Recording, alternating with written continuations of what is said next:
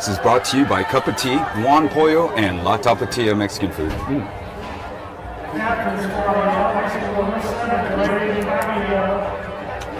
Number 14, Kevin Pickler, and number 17, Dylan Gordon.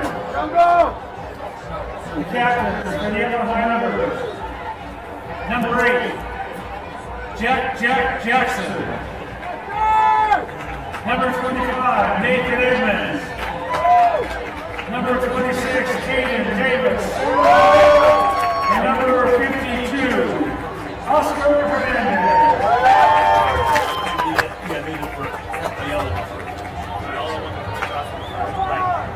Ayala will come toss, and then they refer to the second half. So Ayala will kick off to get the ball game time.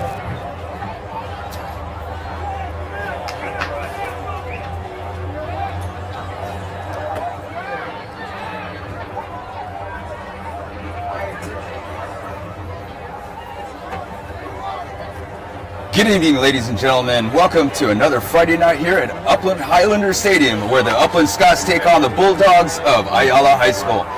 Today, Upland High School is celebrating homecoming with the announcement of the Queen coming up during halftime. This is a baseline league game of two teams fighting to get to the playoff.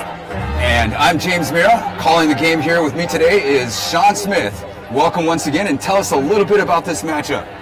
Well, firstly, James, good evening, and it's once again a pleasure to be here on this cool late October night here in beautiful Upland, California, to watch what should be a tightly contested game between two baseline league rivals. The Upland Scots come in tonight's game with a 1-7 overall record and are 0-3 in baseline league play. But while a 1-7 record seems a little rough, their opponent tonight, the Ayala Bulldogs, actually have a worse record as they are winless on the season. They are 0-8 on this 2025 season. As the only two remaining winless teams in the baseline league, the loser of tonight's game will actually take over sole possession of last place. And that's something that Upland obviously would like to avoid. Absolutely. Players to watch out for today. Laquan Jackson, the leading rusher and quarterback for the team. Spanky Smith leads in receiving yards. And we also have Dane Gossard, with 6 total touchdowns for the year. On the other side, we have Maximilian Stein for rushing yards. Jaden Hernandez to be their quarterback. And Brenton Smith with the leading receiver for the Bulldogs. And here they come with the kickoff. And Ayala just about to kick the ball off, and it looks like they're going to get this kickoff to, that could be Spanky Smith. And that's going out of bounds. Not a good start for the Scots. That's going to be down at inside the 5-yard line. We're going to call it the 3-yard line. So right away, Upland might have some of those homecoming jitters, as you had mentioned earlier, that tonight is Upland's homecoming. They kind of muffed that kickoff on the opening kick, and Upland's going to start inside their own 5-yard line. Not even a single offensive play into the game. Upland's already fighting an uphill battle. Luckily, it's only going to be 1st and 10, no sort of penalty as we see. But we're going to see Laquan Jackson come out to lead his Upland Scots offense, and it's been another impressive year for the junior. Yeah, you'd hate to see them start off like this. Even if it had gone out of bounds, it would have been an automatic 30 yards. If it had just gone into the end zone, it would have been 20 yards. Even if he got a good catch, he probably made 5 or 6, 5 to 10, 20, who knows, yards off of that. But that's probably the worst case scenario there besides the safety. And a flag right off the bat. It's going to be a false start. Which is a real possibility, being so pinned against their end zone. A safety is when the offensive team ends up in their own end zone, down at their end zone, and that would cost the team 2 points as well as a kickoff. Absolutely. So it's going to be 1st down, and tack on an extra 1.5 yards. They're going to be just inside their own 2-yard line, as it's half the distance to the goal. The one positive aspect of this for the Scots is that they're backed up on their own 3-yard line, so there's not much further they could go back. So 1st down here. It looks like it's going to be a handoff right away. And it's bounced outside for a nice little gain. pickup of about 8 yards for number 1, Nick Bester. Looks like a flag came in late here. You see Nick Bester bounce outside the left tackle here. Picks up a nice little game. We're going to have to look and see what happened here on this flag. It looks like it was perhaps some sort of unnecessary roughness. Not sure if it's going against Upland or Ayala. Nick Bester is one of their leading defensive players as well. He's contributing here on offense, but he by himself has 40 tackles for the year.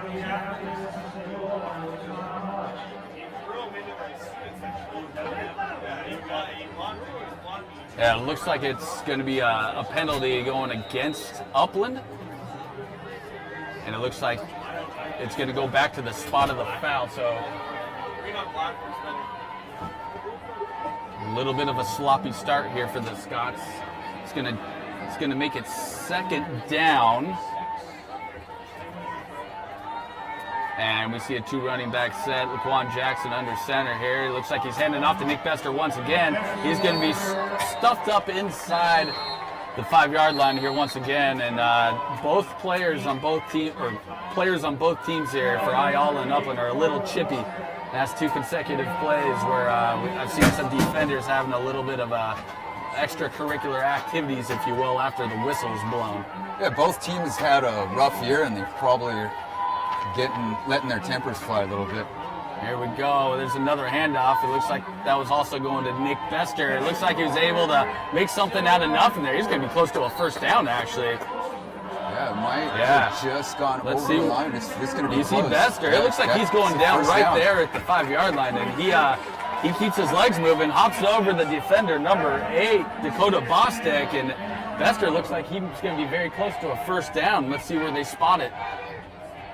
Powerful legs. I'm sure that's something that Coach Daryl Thomas loves to see. Absolutely. His motto is to chip away at the rock and keep pounding and making stuff happen. And he just made something happen there after a calamity of errors to start off this drive and the game. I couldn't agree more. Upland was pinned inside their own 5-yard line, and Nick Bester kept those feet moving and picked his football team up a fresh set of downs. It's first down and 10 here at about the 15-yard line.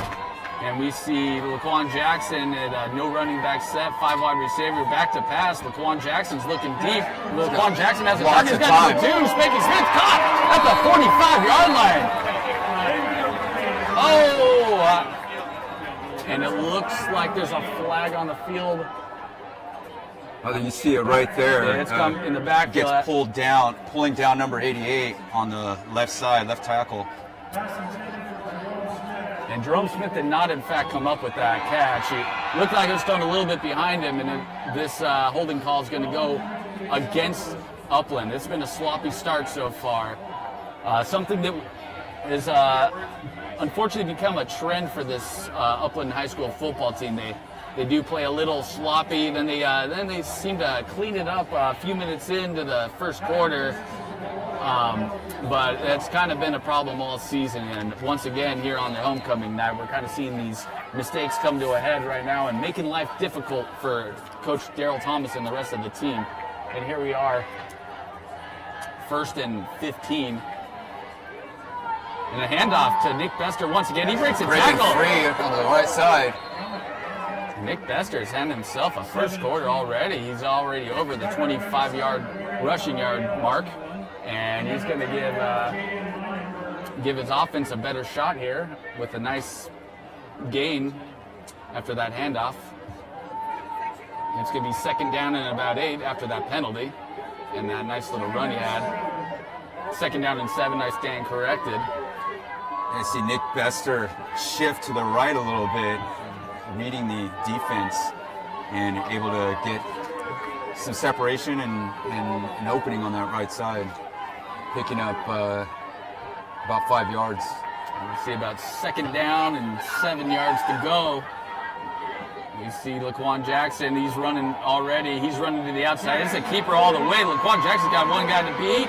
He's going to be close to another first down. He will get that first down. He runs out of bounds at about the 28-yard line, and he just needed to get to the 24. Yeah, and Laquan Jackson put his shoulder down and just leveled number 7 on Ayala, Braden Keviel, listed at 6'2", but he took a hit from Laquan Jackson there, and he might have to come out of this game. Oh no, he's still in there. And Braden Keviel, the safety for the Bulldogs, is not a small kid. Laquan Jackson just put a lick on him. And Jackson, again, keeping it all the way. He's going to pick up a couple yards here. It's going to be 2nd down and 8. And I mentioned earlier, it's been a little bit of a rough year for the Upland Scots. They're coming off a close. They're coming off a close loss this past Friday to the bitter rivals Damien Spartans. They lost by the final score of 35-14.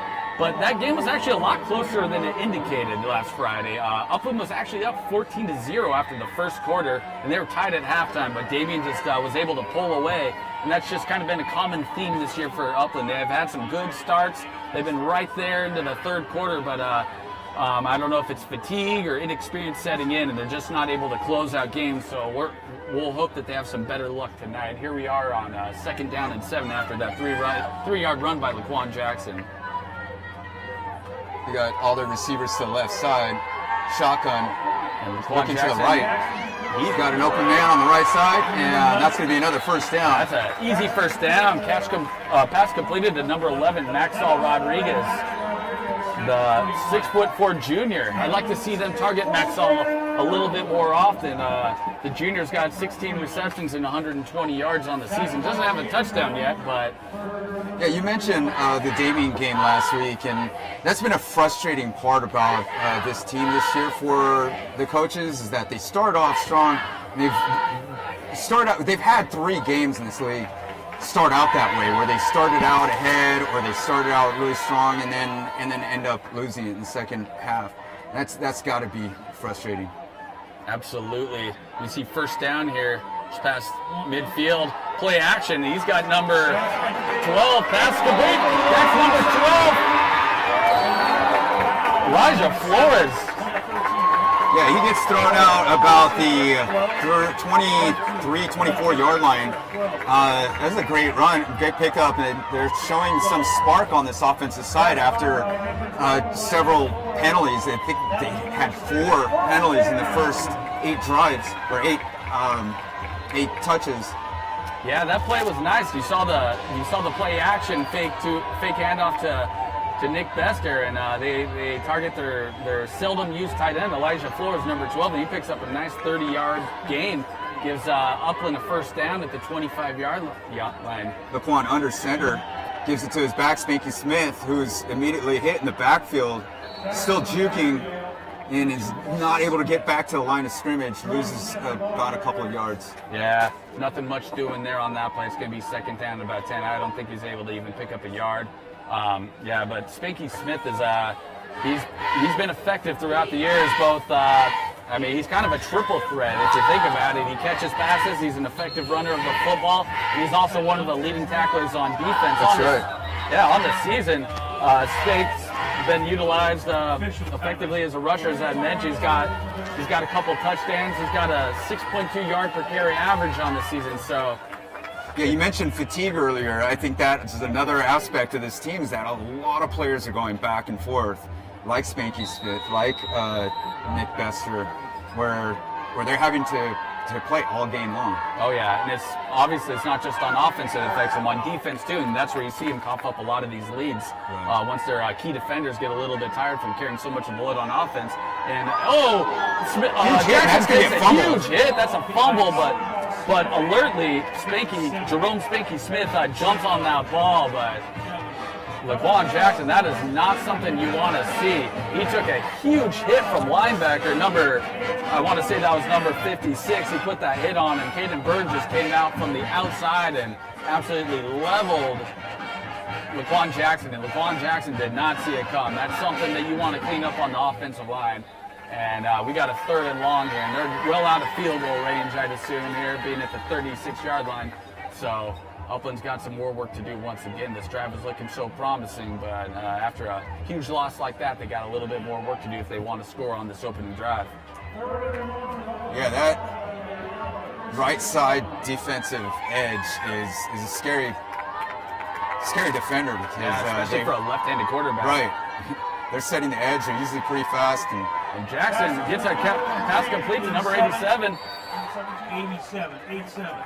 Pass complete, number 87, Yes, Eric Talamonte's number 87 on the catch. Gets them a little bit closer to a field goal range, but I think they still might opt to just go for it here on 4th down. This would be over a 40-yard kick. I'm not sure if that's within range of young Jackson HOCO. So I think we're going to see Gerald Thomas go for it. We've seen Upland carve up some nice plays already, well over that 16 yards that they need right here. So Laquan Jackson coming in, and they are in fact going to go for it. They got Spanky Smith, the running back, actually lined up as a wide receiver here on the outside. You see number 87 there in the slot.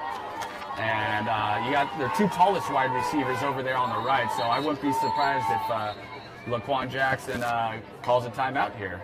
In fact, talk it over with Coach Gerald Thomas. It looks like they saw something there with the defense that they weren't too happy about. So they're going to talk it over and see what they want to do here on fourth and long here. So the coaches tend to watch a lot of videotape, of the games, and they were analyzing Ayala. And although they're an 0-8 team, Coach Thomas was saying they don't play like an 0-8 team, and they've been recently getting better. In fact, a lot of their lopsided statistics is due to major changes in personnel.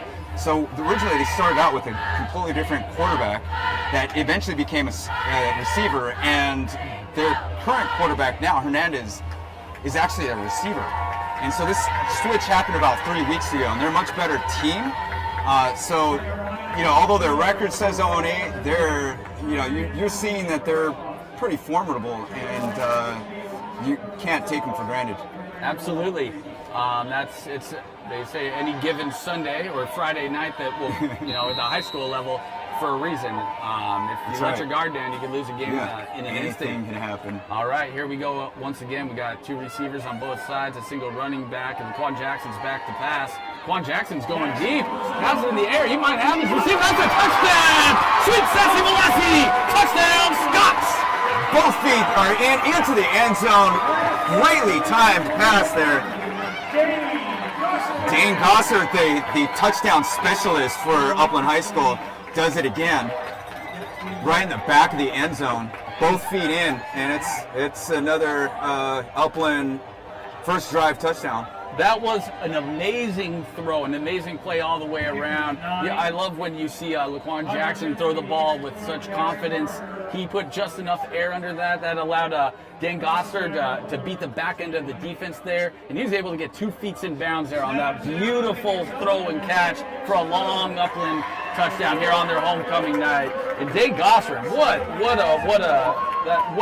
a player. Number 21, he's got more than 300 yards receiving, that's his 7th touchdown on the air. Like you said, the touchdown specialist, he's averaging well over 15 yards a catch. So I wouldn't be surprised to see Laquan Jackson targeting Dane Gossard here on out the rest of this evening. Yeah, Upland High School on that drive just consumed 8 minutes, a majority of the quarter. There's 4 minutes left in the quarter. Like, that was entirely Upland with the 4 penalties at the beginning, and they drove all the way from like the 3-yard line. I think inside the 3-yard line, they started the game off with that penalty. So that was a 98, maybe a 99-yard touchdown drive for the Scots. With everything in that package. Passes left, right, running down the middle, running around the edge, the quarterback keepers. You saw everything there on that drive. And we see the kickoff. It's going to be fielded by number 4 on Ayala. Number 4's got some crease. That's Maximilian Stein, and he gets it up to about the 25-yard line. It's going to be 1st and 10. So Upland is, not Upland, I apologize, the Ayala Bulldogs. You mentioned that their sophomore quarterback, Jaden Hernandez, took over the quarterback duties a few weeks ago, and it's been a little bit of a learning experience for the sophomore, or I should say Evan Mason, number 12.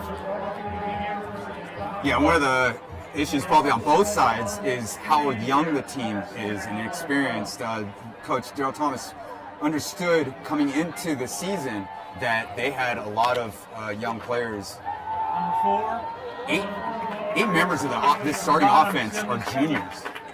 and 7 on the defense. So the majority of their team are juniors and underclassmen. And it looks like Ayala is actually going. I see number 12 out there, and I thought I saw number 15 out there. I'm not sure who's playing quarterback. I know they flip-flopped wide receiver and quarterback a few times with both Jaden Hernandez and Evan Meza. So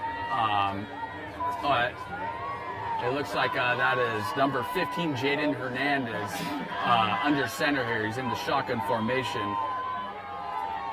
And that's going to be an offsides. Number 25 on Upland jumped there, and that's going to be another penalty for the Upland Scots. Yeah, oftentimes offenses will have these hard counts, and you really have to pay attention. On defense, they're just hungry, saliva coming out, and just ready to pounce. And offense might do something like, and just kind of try to fake you out. And in this case, it worked. So we see Jaden Hernandez there. He throws it out to number 10. Immediately as he receives the ball.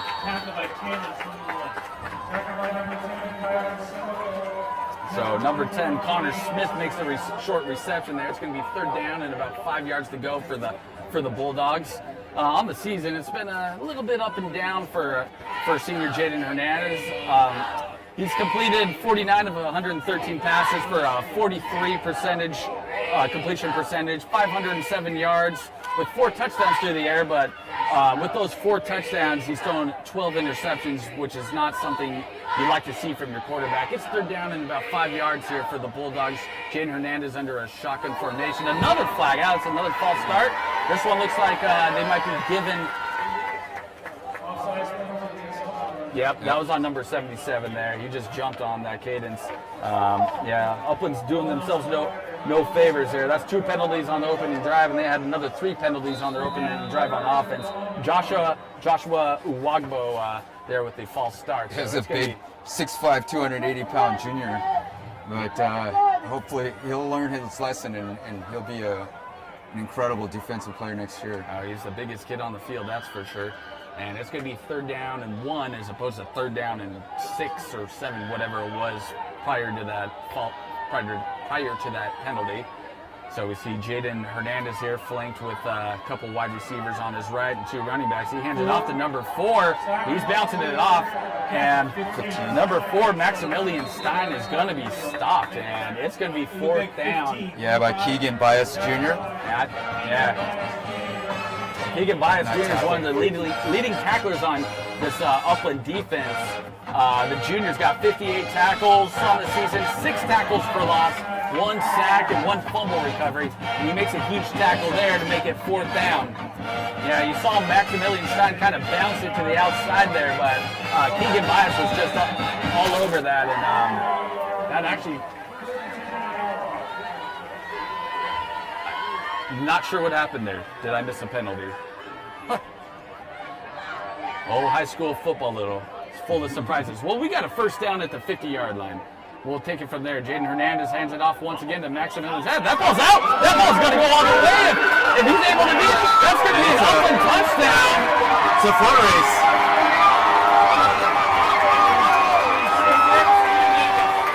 What a turn of events.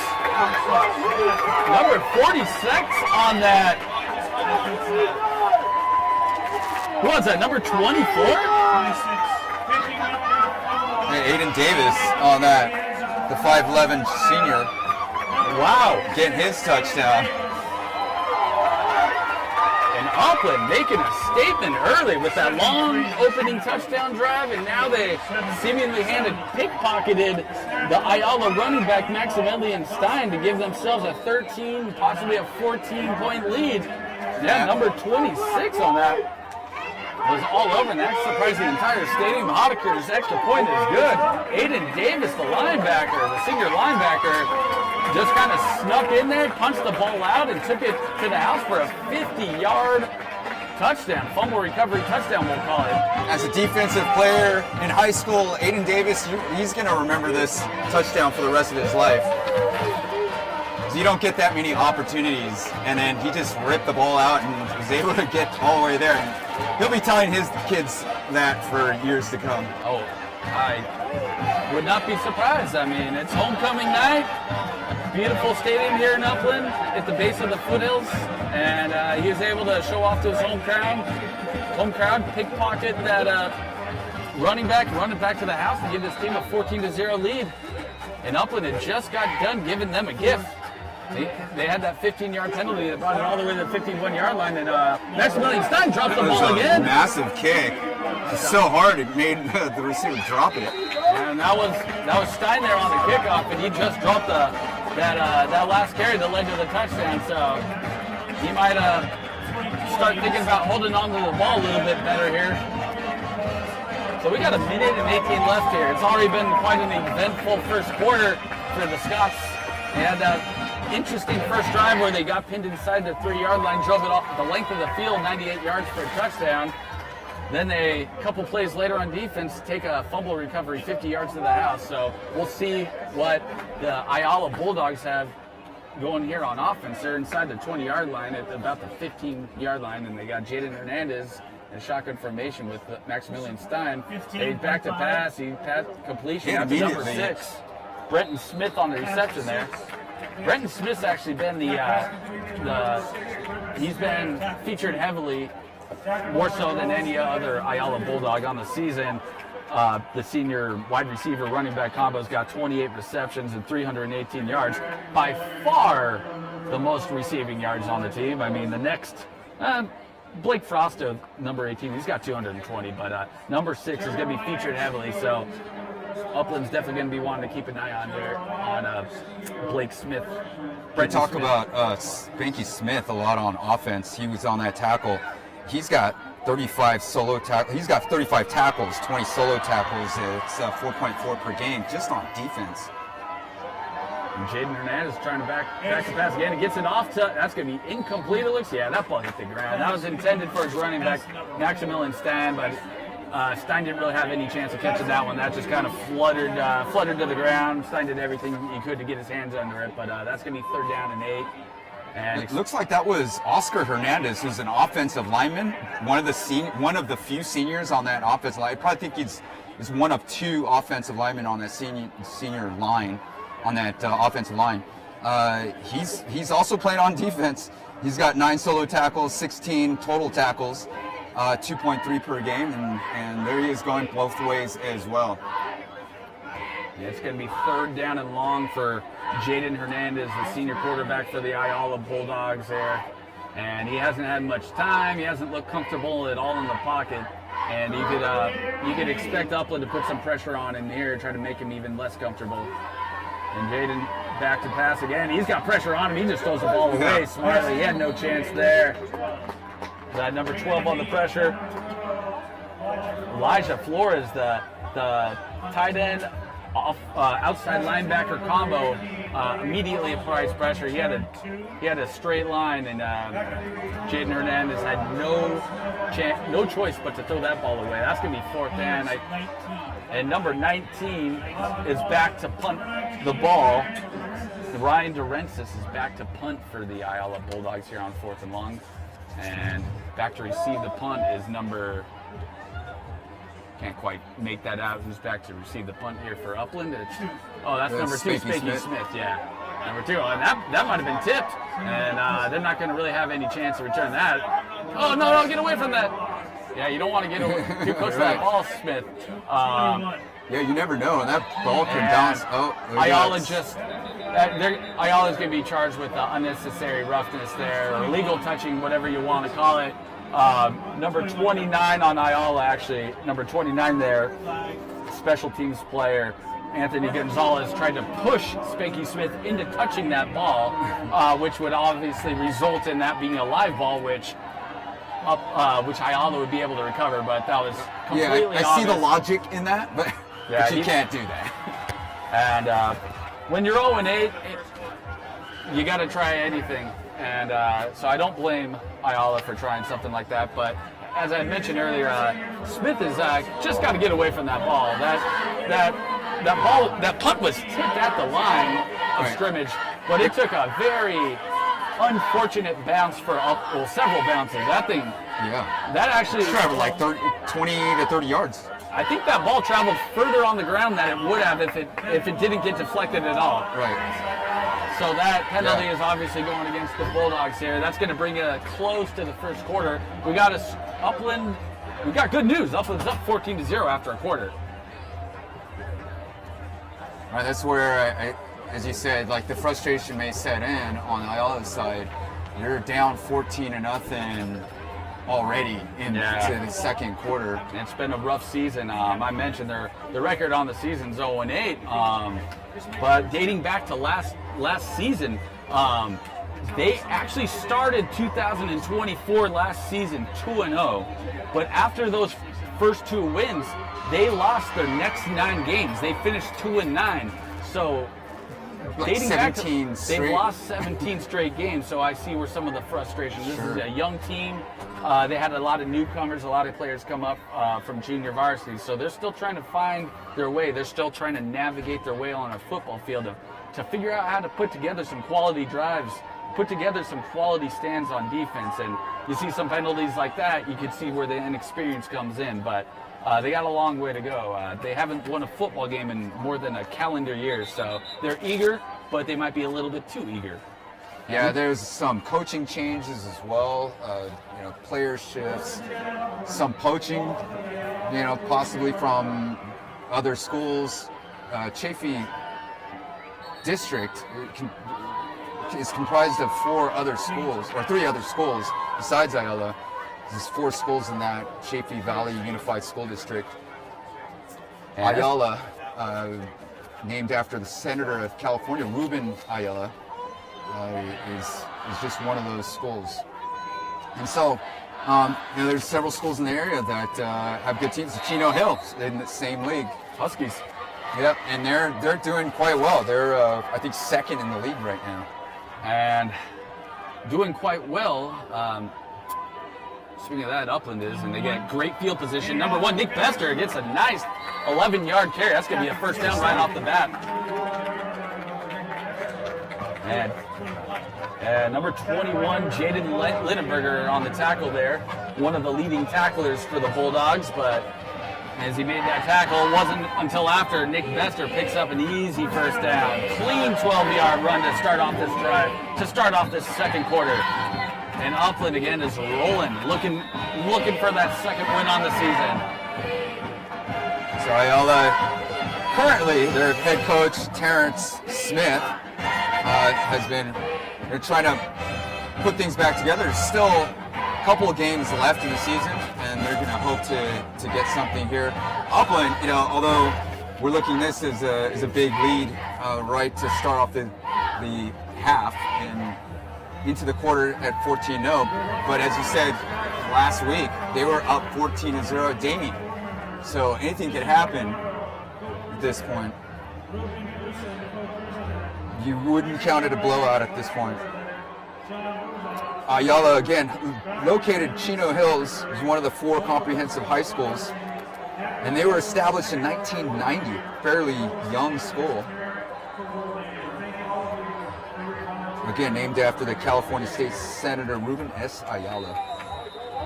That's going to be first down at about the 35-yard line here for Laquan Jackson and the Upland Scots, or the Highlanders, whatever you'd like to call them. And Laquan Jackson, a shotgun formation. High snap, nice block by Nick Bester. 2 nice blocks. He's got his man. That pass is complete, and that is going to be another touchdown. Is that number 12?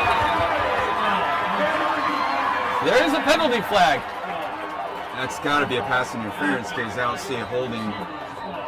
And number 12, Elijah Flores, on what looks to be his first touchdown of the season. A great play all the way. We got to see what the referees are going to call here. You see, and that penalty is going against the Bulldogs. That's going to be a touchdown for the Scots here. Or nope, looks like they're still discussing. I see him pointing one way. There's another flag. Now it looks like there's a little arguing here. Unfortunately, we're not not in the NFL here where we can call the league office and figure out exactly what's going on here. But this play is definitely coming back, unfortunately. That was a nice looking play. You saw,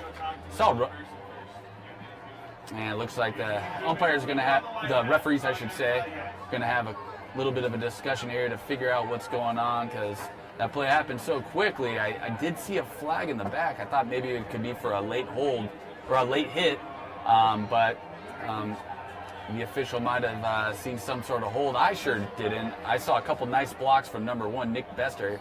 He had an initial block to give Laquan Jackson a little bit more time, and then as Laquan stepped up in the pocket, he actually made another block that enabled him to make that long, perfect completion to Elijah Flores for what looked to be a touchdown at the time. But we're going to look here what the refs have to signal. And he's calling a touchdown, Scott. After all of that conversation, we get another touchdown here for Laquan Jackson, and a fantastic play for Elijah Flores. A great catch over the shoulder to give his team a 3-touchdown lead here early in the second quarter. All right, so there are penalties. There's a unsportsmanlike conduct on Upland that's going to happen after the play.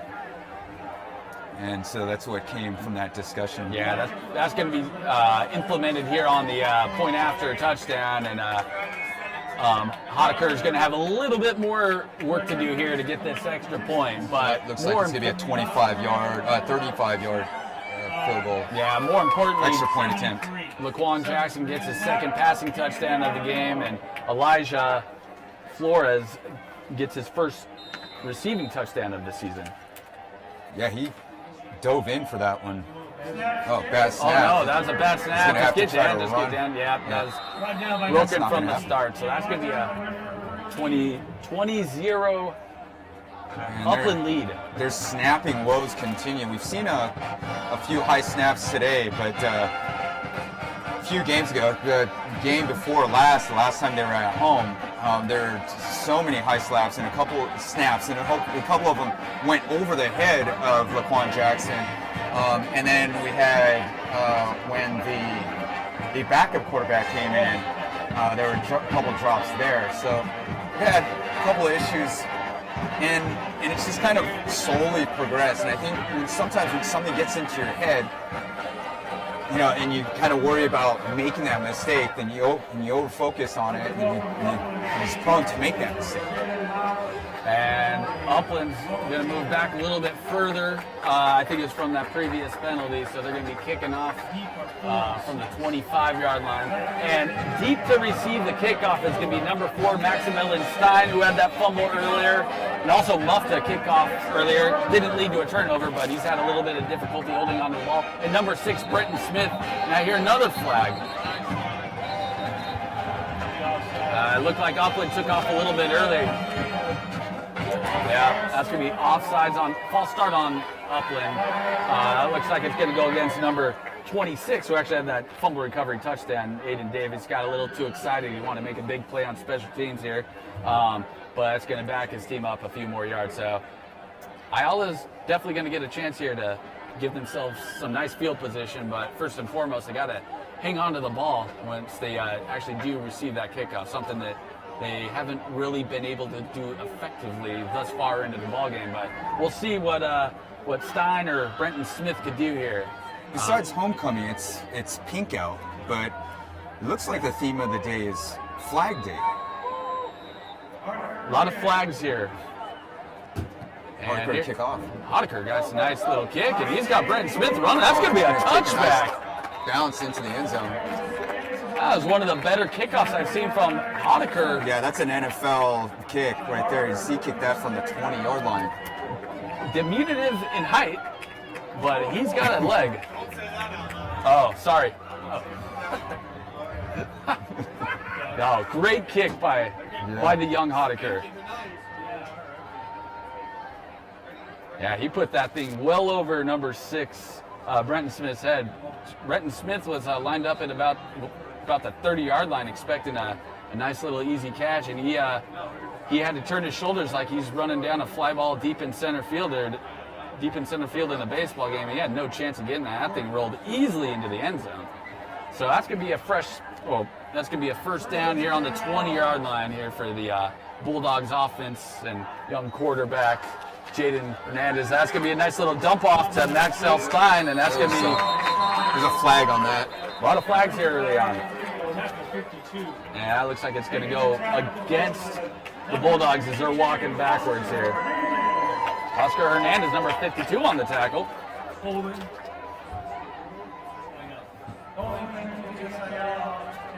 And that was a holding, so that's going to be a replay of first down, I believe. 10 yards backwards in the opposite direction. They're going to have a first down and 20 yards from their own 10-yard line. Kind of seems like the Bulldogs have kind of been pinned up behind, deep into their own territory pretty much throughout the entirety of this first half here. They haven't really been able to muster up anything on offense. And it kind of seems like they're kind of focused either on going to Maximilian Stein or number 6, Brenton Smith. First down and 20 for the Bulldogs here. And number 15, he's got Brenton Smith. Kind of had a little room there, but kind of ran out of room.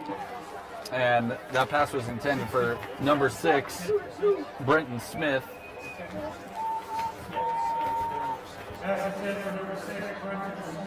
Yeah, Brenton Smith, like I had mentioned earlier, he's by far the favorite target of Jaden Hernandez. He's accounted for more than almost half of their receiving yards as a team. So, to no one's surprise, he was being targeted there on that first and long. It's going to be second down and 20 to go. Ayala looking a little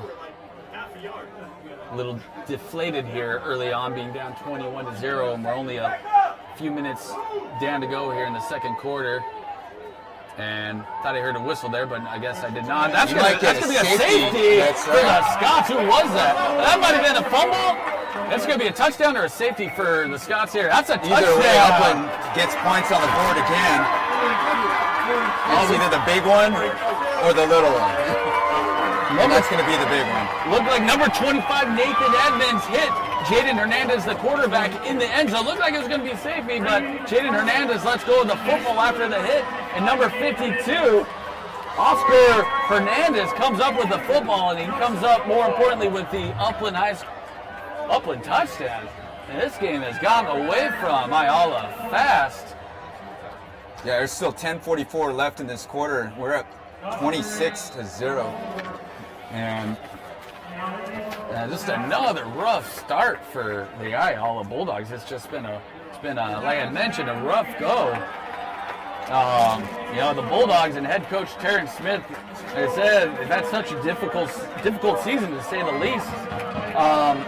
I mentioned they had not won a game since August 31st of last year, and they've lost 17 consecutive games. So they're hungry for a win, but it's just not really translating to anything positive on the football field. So you feel for a young football team.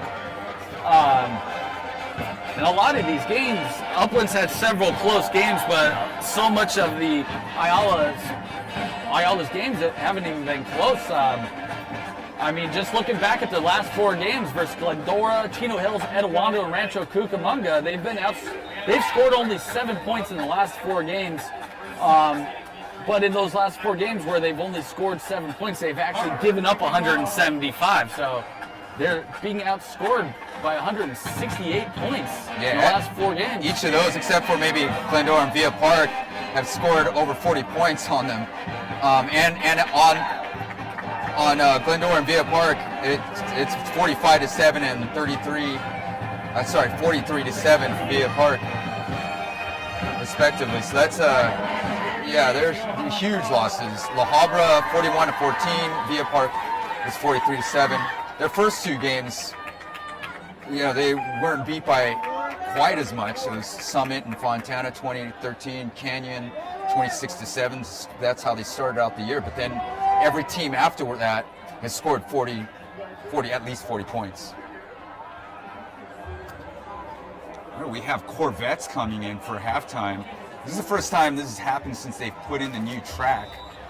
Once they put in this new track several years ago, they're concerned about vehicles being on it because it was freshly laid out.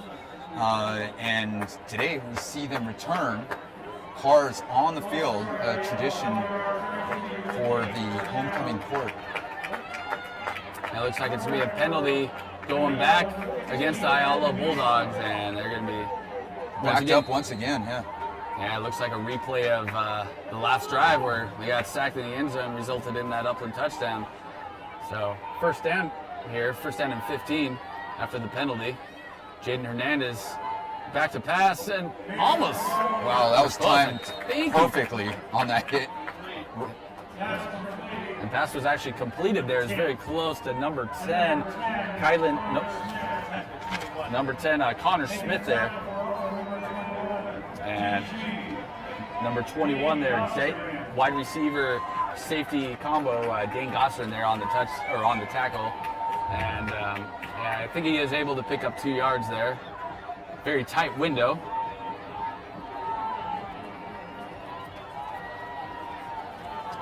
And see that Upland's feeling good, dancing on the field, getting ready for tomorrow's homecoming dance.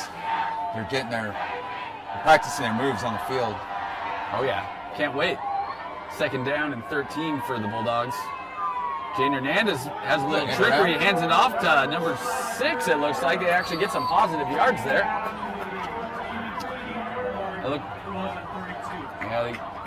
You see Maximilian Stein come on the end around, and he's able to pick up a few yards. It's going to be third down and about 9 yards. Looks like 5 yards on that play. And number 32, Jacob Paredes on the tackle there, but that was one of the more positive plays that we've seen from the Bulldogs thus far in the early goings of this ball game. They really haven't had much of success with doing anything so far, whether it's passing, running, but that little end around got him some positive yards there. It makes it feasible. A third down and 9 for the Bulldogs. Jaden Hernandez waiting for the snap here with a single running back. And he gets a low snap. Jaden Hernandez back, has a little bit of time. He gets a pass down. It's going to be a first down. Nice looking pass. First down to number 6, his favorite target, Brenton Smith. Nice looking play. That has to feel good for the entire team. Just probably feels like a huge weight lifted off their shoulders. They couldn't do anything right for the entirety of this game, and they get a nice little gain on that run prior to that completion. And then Jaden Hernandez had a little bit of time, looked comfortable. He kind of looked at a couple options there and found Brenton Smith cutting across the middle for a 12-yard gain. First down, Bulldogs. Yeah, coming off that right side is a slant and gets him right past the middle and in between the linebackers for a great pass there. Yeah. First down and 10 at the 30. Oh, that's a bad snap, and he's down. Disaster. Jaden Hernandez, everything that they just worked for immediately disappears for the Bulldogs. And that play kind of summed up the last 14 months of football for this Bulldogs team. You take one step forward, you take 25 back. 25 back, yeah. But you feel for the young team, and Hernandez, I'm not sure if he wasn't ready for that snap, but it looked catchable. But it was low, and it had a little bit of pepper on that snap, and it kind of shot out like a cannon, and it whizzed by Jaden Hernandez, and before you knew it, he's back inside his 15-yard line. Here we go, 2nd and 30 for the Bulldogs team. See if they can pull off anything here. Hernandez got a little time. He's moving around in the pocket. Hernandez is actually in his end zone right now, running for his life. Hernandez smartly throws it away. That might be an interception. Did he get his feet in? He only needs one foot. That's an interception. What a great interception for Upland here. That looks like it was number 21 on the interception there. Dane Gosselin, the wide receiver, go figure, keeping both feet in. Looked like he knows how to do that as a receiver, but playing both sides of the ball, playing Ironman football, as many of these players are doing. He knows how to get his hands onto that. But he looked like a receiver on that play. He absolutely did, and it just looked like Jaden Hernandez he was running from a flurry of Upland defenders there, but he had ample time to just put that ball into the stands. He was outside of the tackles there, and he leaves it up for not only an Upland defender, but it was It was a crowded defensive field there. But he just threw it to one of their best receivers who happened to be playing defense. Right. Not the guy you want to throw that pass to. If you're going to throw a pass like that, throw it at a lineman. Then they're likely to clank it off their big hands. But regardless, it is first down in Upland territory, and they're marching once again at their 30-yard line. Yeah, it looks like Upland took too much time to get that ball off. That's going to be a 5-yard Upland penalty. offense might have heard me gloating about what a wonderful defensive play that was. Empty back. And that's a quarterback keeper for Laquan Jackson. Makes 3 people miss already, and he's already bouncing, and that might go all the way for Laquan Jackson. He's got 5 people to beat. Running He's back running across towards the center of the field. Yeah, it looked like shades of Doug Flutie there. Doug Flutie, the Buffalo Bills back in the day, back in the 90s. Early The 90s. Boston College great quarterback. Went from Boston College, I think he won the Heisman, won on a Hail Mary, ran all over the field as a quarterback. Then he went and played in the CFL, and then he came over to the Buffalo Bills, and then later on to the San Diego Chargers. Carved himself out a nice NFL career. And then on to the Wheaties box. I could talk Flutie all day, but back to Upland here. It's going to be first down and 10 after that athletic play by young Laquan Jackson, and he's all alone in the backfield. Laquan's feeling pretty confident right about now. High snap, Laquan's the quarterback keeper. He's got a defender to beat. Nothing here. That's going to be a fumble for Jackson. That's a Bulldog. That's going to be recovered by number 54 on the Bulldogs. Number 54 kind of all over that ball. Nathan Escalante fell on that. Laquan Jackson having a little bit too much fun out here. I think you want to make something happen. Looking for a lane to run through, but the Bulldogs defense kind of collapsed that play right from the start. So it looked like Jackson actually kind of changed his mind, and I think he actually thought about passing that, but at that time he had about 3 defenders around him, and somebody punched out the ball, and number 54, Nathan Escalante, just kind of fell on that. It gives Ayala a little bit of life here. Interesting call going with empty backfield and going for a run 2 plays in a row. The same. I mean, you trick your defenders into thinking that because it's going to be a pass. But leaving your quarterback. And we have a short pass. Quarterback change in here. It looks like number 12, sophomore Evan Meza has taken over quarterback duties for the Ayala Bulldogs. Maybe a breath of fresh air might jumpstart this rather stagnant offense, if you will. On the season, young Evan Meza, the sophomore, as I'd already mentioned, he's only completing about 40% of his passes. But his first for this game is the reception, and that'll only bump up that percentage a little bit. So he had a nice little 4-yard completion to start off his night. So Upland's got a little work to do. He almost fumbles that snap, but Evan Meza steps up in the bucket. He's taking off with the ball. That's a nice, impressive run for young Evan Meza. He can run. He's an athletic quarterback, so you don't want to take him for granted. And gets the first down there. And on the tackle there was number 12, Elijah Flores, who got a receiving touchdown tonight. Little 12-on-12 crime there. There's 12. You made him pay for that a little bit at the end there. Yeah, and Evan Meza took a couple hits there. He kind of bounced around like he was inside of a pinball machine. Yeah. But he's tough. He's back up there under center in the shotgun formation with number 4, Maximilian Stein at his side. Low snap, dropped it on the ground. He gets it off the side.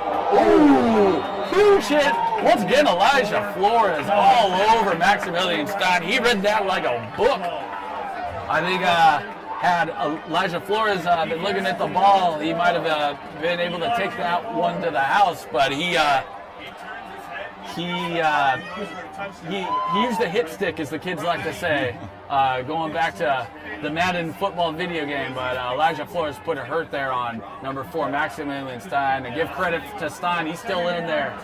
You're a big boom on that hit, and then a concussive boom from the crowd saying, "Ooh." That's a whoo. Second down. Meza back to pass. Dangerous pass. Number 6, Brenton Smith takes a huge hit by number 1, Nick Bester. Nick Bester putting his hands up like, I didn't do nothing. Another clean hit. That hit was perfectly legal. Don't you dare throw a flag on the referee. And that was, in fact, a clean hit. Although Probably a painful one for number 6, Brenton Smith. It's going to be 3rd down and 10 here for the Bulldogs.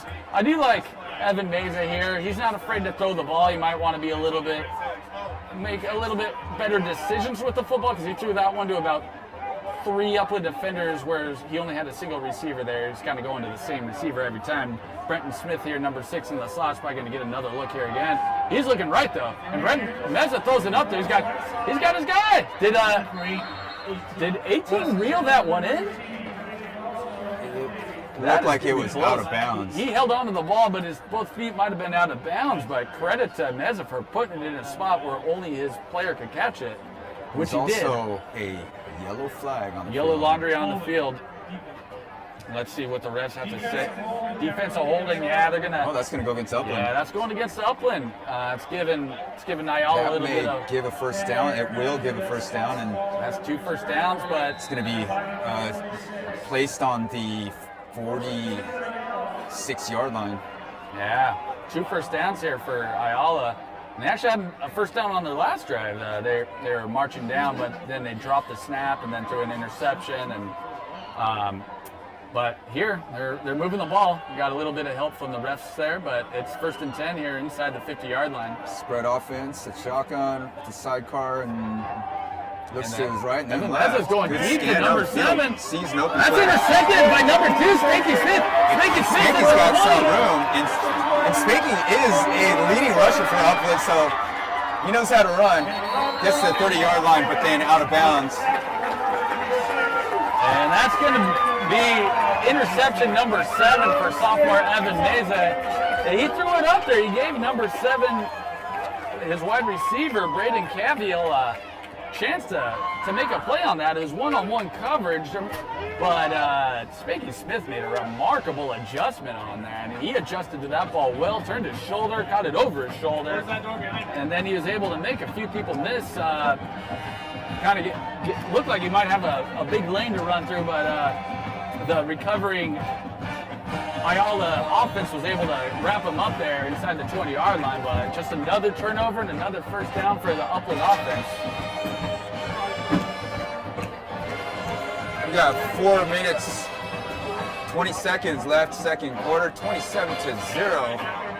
Upland just blanketing this Ayala offense, and 2 turnovers later, Ayala's back on offense after a huge penalty. And then they got They're not on. Upland back on offense. Jackson going deep. Just misses his wide receiver, number 11. Yeah, Maxwell Rodriguez had his man beat. The throw was about 3 yards over his left shoulder to where he could actually make a good attempt on that.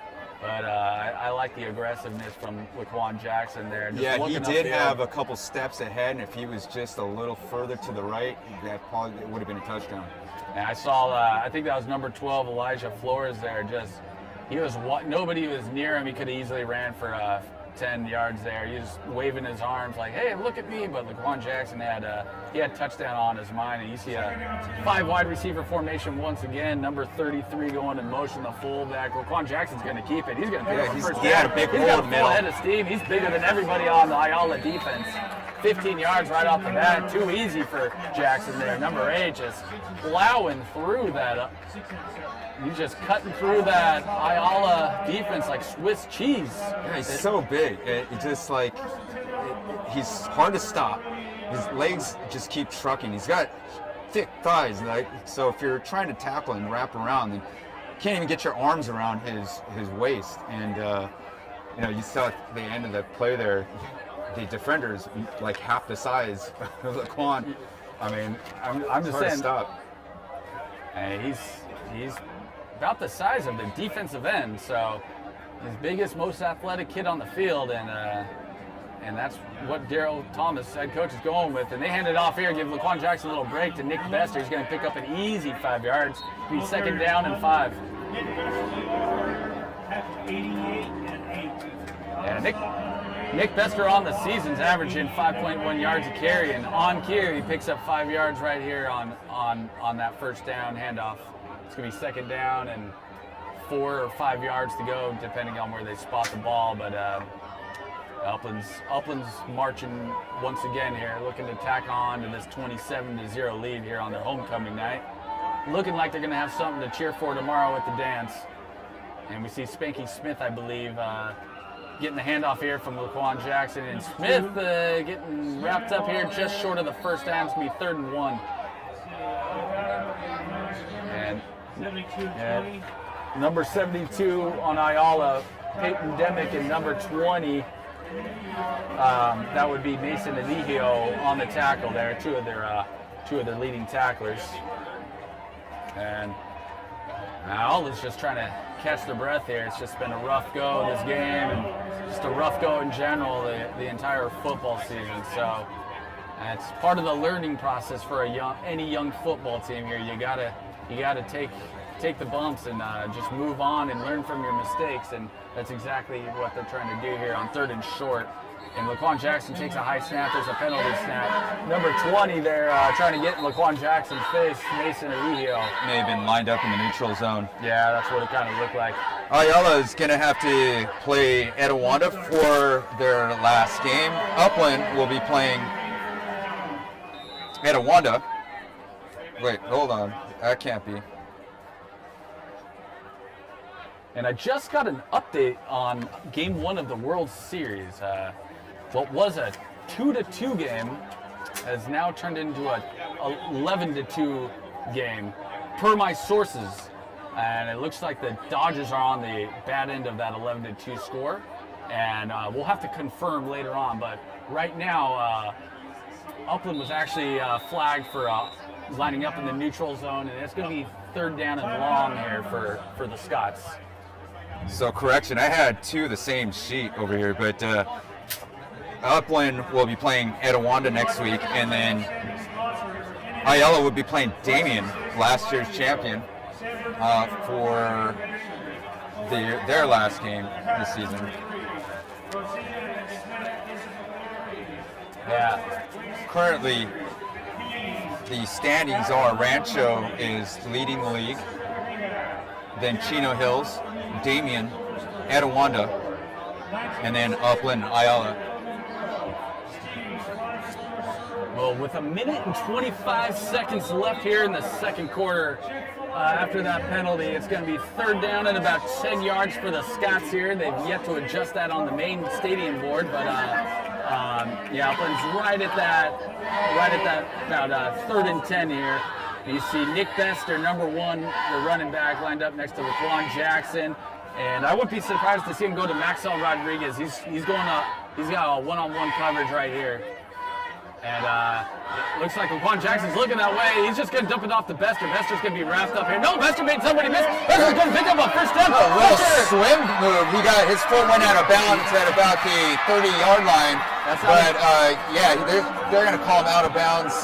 But he got that first down for sure. Give it up for second effort there. It looked like Bester was going to be stopped well before the first down. I'm talking, it looked like he had 9 yards to go to pick up that first down. He makes one guy miss, and he's off, and he crossed that 40-yard line before anybody could even touch him. And that's going to be first down, Upland. Now, I mentioned earlier that Upland's trying to keep their playoff hopes alive. There's a possibility if they beat Etiwanda is in 4th, but we have 2 teams that could go into a different bracket in a higher division.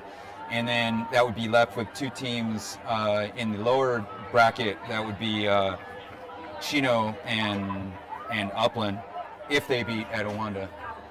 First down and 10. You see Laquan Jackson here in shotgun formation. He's running around. He doesn't have anywhere to go, but he's athletic and he's sacked. Oh, the ball's out. The ball's out. It gets kicked all the way out to the fall on that ball. Other side Smartly. to about the 43-yard line.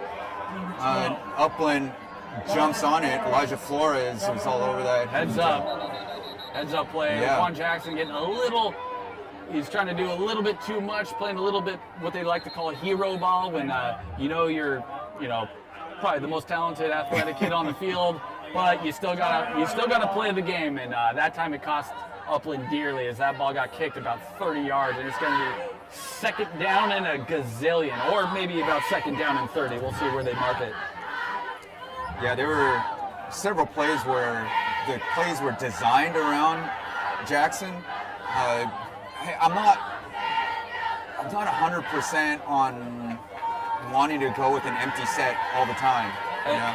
Seems like they're featuring that a little bit too frequently. Right, that would be, for me, a trick play. Like, it's like something that you do to be unexpected, that you have all these receivers, you know, in the backfield, it's got to be a pass. And there's a reason for that, because without that protection, you're vulnerable. And if on a blitz, you're going to be hammered. And with people coming in that quickly, and you don't have time to adjust, there's that potential for a fumble. And if you do it frequently, they're going to catch on. So, I mean, I like the designs going to your athletic quarterback, but I think there's other formations you can use to throw off your opponents.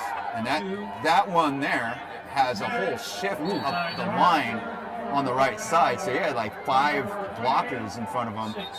Yeah, that was a design run. That was Spanky Smith was actually lined up as the quarterback. Right. Immediately sweep right, picked up a couple yards there. So, yeah, I think Gerald Thomas, the head coach, has just given Laquan Jackson a little bit of a breath there. He's kind of running around quite a lot in those last few plays, especially on that last one. He's trying to make something happen. Unfortunately, the ball got punched out. But, yeah, you need a good call there to give Laquan Jackson a little bit of a breather here. More importantly, Upland's got to see if they want to try and pick up a first down here, or just play conservatively and punt the ball away, because it's 3rd down and long still. Smith was only able to pick up a few yards there. Looks like Hodeker's getting ready for perhaps a punt here. He's practicing receiving those snaps on the sideline. He's anticipating a punt, but given the explosive plays we've seen from the Scots offense so far, I wouldn't be surprised to see him pick up a nice chunk here. So we got Laquan Jackson and Nick Bester in the backfield. It looks like they're going to play it safe here with only 48 seconds left to go on the clock. And Laquan Jackson just immediately runs it. That was a direct snap to Smith. Smith's got to see him. Smith's going to come close. So that was a face mask, perhaps. He just wrapped, and that could have been a horse collar or a face mask, but I don't see any flags. But Smith got all the way back close to the original line of scrimmage there. It's going to be 4th down and about 12, I'd say. Maybe the clock is probably going to run down before they can get another play off. There is a false start. Yeah, let's see. Is that a false start, or is he signaling to keep the clock rolling? I'm not sure. And it looks like, unless the refs are going to call something, no, they're just running out the rest of the clock. We're going to go into halftime with the Upland Scots comfortably ahead, leading this game 27-0 here on UTV. Stick around for the halftime show. Apparently there's going to be some Corvettes driving around on the field. I'm not sure what year Corvettes, but we'll have to wait and see. That's part of the surprise. Yeah, so I'd like to thank our sponsors. This broadcast was sponsored by a Cup of Tea and Snacks. If you're hungry after school, head down to a Cup of Tea and Snacks with the Vaughn's.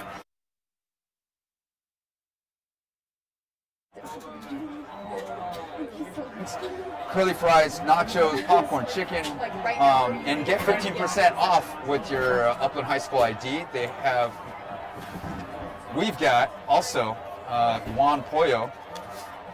Juan Pollo, great sponsors of ours. Are you hungry after the game? Head over to Juan Pollo in beautiful downtown Upland. It's just minutes from campus. They're serving up delicious rotisserie chicken and family meal packages that'll feed your whole squad. Support a local favorite and fuel up with Juan Pollo. And it's homecoming night. If you're looking to keep the celebration going, head over to La Tapatia Mexican Grill. Just around the corner on Euclid and Foothill. They've got all your favorite classics, from tacos, enchiladas, freshly made carne asada plates. Great food, great place, great prices. Just steps away from campus. It's right over there by the Big Five and CVS right here on the corner. One of the bands that I'm in goes there every time after practice because we love their chips and salsa. I love their fish tacos. Get down there and treat yourself to some really great Mexican food. We see them setting up the Corvettes here. We're going to have the ASB, some participants from ASB announcing halftime.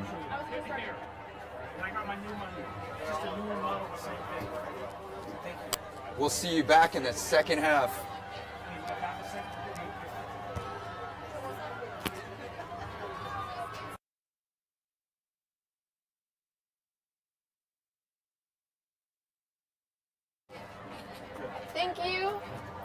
Oh, did Chubby? She done it anyways. I'm done. Huh? Huh? I am? Okay. I can't start it? Okay. Dude, it looks so freaking good. So, ooh, there we go.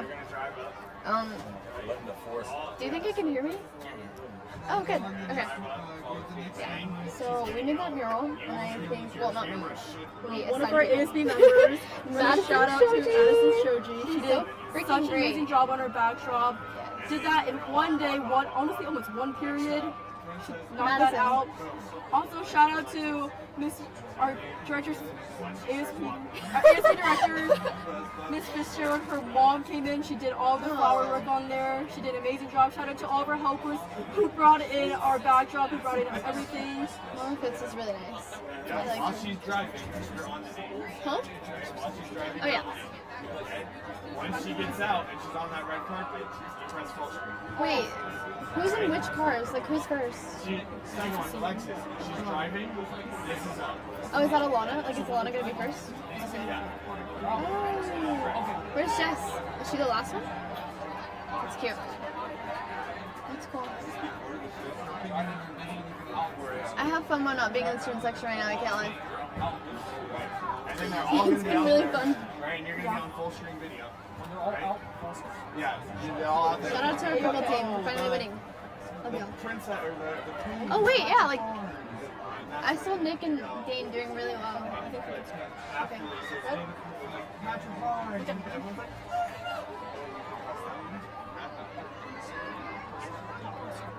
Huh? You got it. Do I have to press it? I'm just talking to down, it's not helping me. Do we have to press this to This chair's too low for me. Oh, for sure. Okay. No, it's okay. So it catches everything. So like if you have it up and you have it like this and you're talking to them, it will still catch it and it will say it out there. Thank you. Thank you. Okay. My suggestion is to hold it like right under your chin. Like you're right Like under it's almost like it's on your chin, but almost I just... Okay, like good. go. Go. Good evening, Highlanders. My name is Mia, and I'm your ASB Vice President. And I'm Victoria Liu, your ASB President. We're so excited to be here with you tonight for our homecoming halftime celebration. Before we continue, we'd like to take a moment to thank some incredible partners who helped make tonight possible. A huge shout out to the Pomona Valley Corvette Association for providing their beautiful cars you see on the track tonight. Your support adds so much style and excitement to our homecoming tradition. We'd also like to recognize the Upland High School Carpenters Club for constructing the amazing backdrop you see on the field tonight. Their hard work and craftsmanship brought this production to life. And we'd like to extend our appreciation to Active Entertainment for the continued partnership and support in making our events sound and look their best. Let's give all of our partners a huge round of applause for their support and dedication. And now, it's time to introduce our 2025 Homecoming Court. Introducing Princess Alana Potts. Alana feels incredibly honored to represent Upland High School as a 2025 Homecoming Princess. Throughout her years as a Highlander, she has built an outstanding legacy in track and field, proudly serving as varsity captain and breaking multiple school records. Her dedication, leadership, and determination have made her a true example of what it means to be a Highlander. In addition to track, Alana gives back to her school community as an active member of Link Crew and contributes to Upland High School's spirit as both a basketball manager and a cheer manager, where her positivity and reliability always shine. Alana strives to uplift and inspire those around her, reminding others to chase their goals with confidence and heart. Her passion for track fuels her dream of competing in the 2028 Olympics, continuing her athletic career at the Division I level in college. Academically, she plans to major in nursing with hopes of becoming a labor and delivery nurse. Combining her passion for helping others with her ambition to make a lasting impact, Alana is proudly escorted tonight by her mother, Ashley Moore, and stepmother, Jeannie Potts, while also having her dad, grandparents, aunt, sister, and brothers cheering her on from the stands.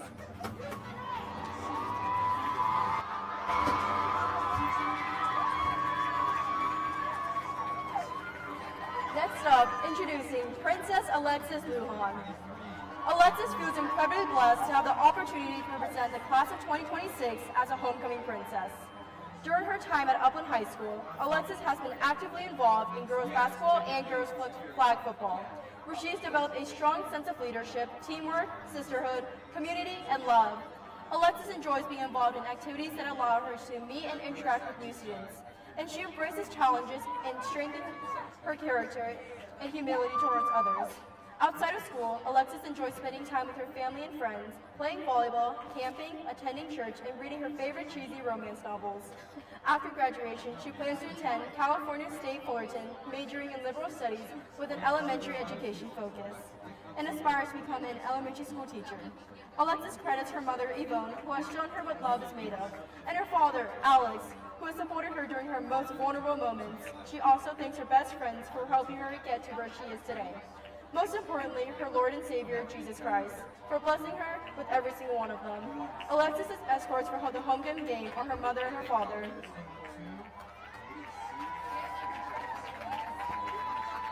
Next up, we have Princess Ella Miller. Ella wants to thank her family, friends, teachers, and peers for helping her represent the class of 2026 as a homecoming princess. During her time at Upland High School, she has been on the varsity pep squad for 4 years and the competition cheer team for 3. She has also been involved in the California Scholarship Federation, and her academic achievements were recognized last year when she served as a junior honor guard member, earning distinction as one of the highest GPAs in her class. Ella believes that her dedication to both academics and extracurriculars has helped her become a well-rounded individual who values hard work, commitment, and appreciation for life. Outside of school, she spends most of her time working, volunteering, and training at her dance studio, where she has been a competitive dancer for over 10 years. Ella is also a member of the Sistines branch of the National Assistance League, where she volunteers to support various philanthropic programs, allowing her to stay involved in the community and uplift others. After graduation, Ella plans to attend a 4-year university to major in communications or business, with hopes of pursuing a career in the fashion industry. She hopes her classmates remember her as someone who prioritized kindness, friendship, and staying true to her values. Ella gives all her thanks to God for the many blessings He has given her and for helping her recognize the beauty of life. Ella's escorts for the homecoming games are her parents, Elizabeth and James Miller.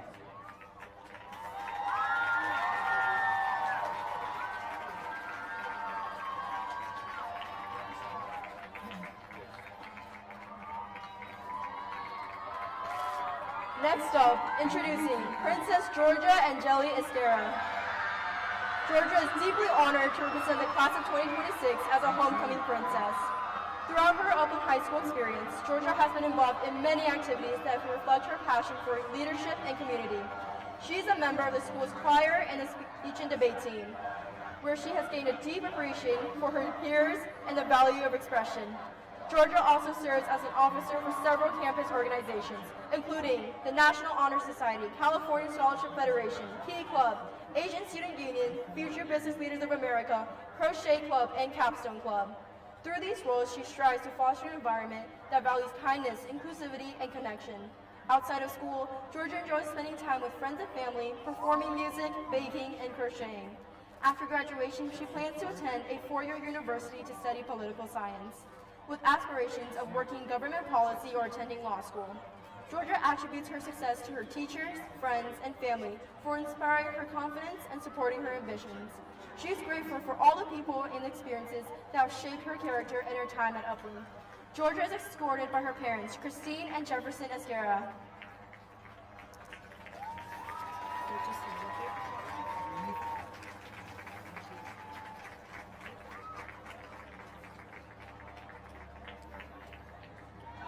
Next up, we have Princess Olivia Castellanos. Olivia is filled with gratitude to have been selected to represent the class of 2026 as a homecoming princess. While at Upland, Olivia has been involved in varsity golf, Upland cheer, currently serving as cheer captain, the California Scholarship Federation, and U College, where she is on track to graduate from Chaffey College with an associate degree in public health this May. Olivia is also a board member of the Helping Hands Club, which assists the elderly, and a 4-year member of the Upland Choir program. Participating in expressions, madrigals, and chorale, through these programs, Olivia has developed leadership, determination, and strong connections. Her favorite things about Upland are the spirit, close bonds, and inclusive environment where she strives to make others feel seen, heard, and valued. Outside of school, Olivia enjoys spending time with friends, family, listening to music, thrifting, and eating. After graduation, she plans to attend San Diego State University, majoring in nursing, following in her aunt's footsteps to ultimately become a travel RN. Olivia credits her parents, Jimmy and Claudia Castellanos. Her escorts tonight as her rock and foundation, saying she wouldn't be anywhere she is without them.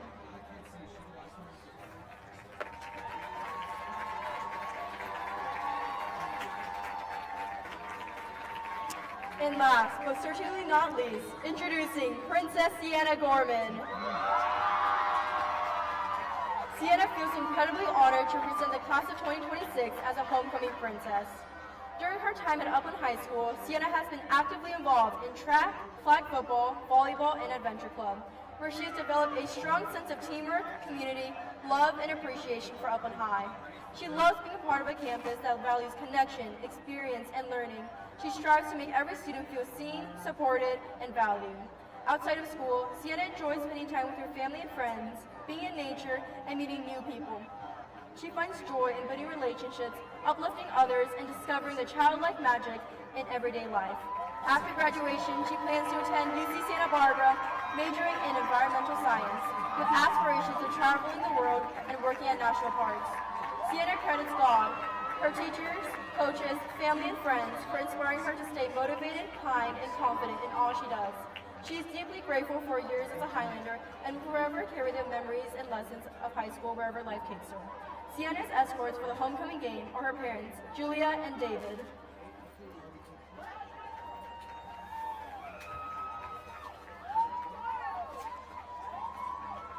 We'd now like to welcome back to the field our 2024 homecoming queen, Yesenia Valdez, escorted tonight by her father, Julio Valdez.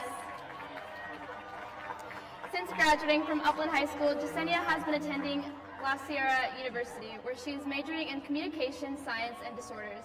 She received a scholarship to continue her passion playing flag football and is currently in preseason. Yesenia hopes to become a speech pathologist and work with children in school or hospital settings. She would like to thank her family, friends, and all her coaches and teachers who helped shape her into the person she is today. Yesenia is grateful for their endless support and encouragement as she continues her journey both academically and athletically in these next stages of her life. She is honored to return tonight to crown this year's homecoming queen.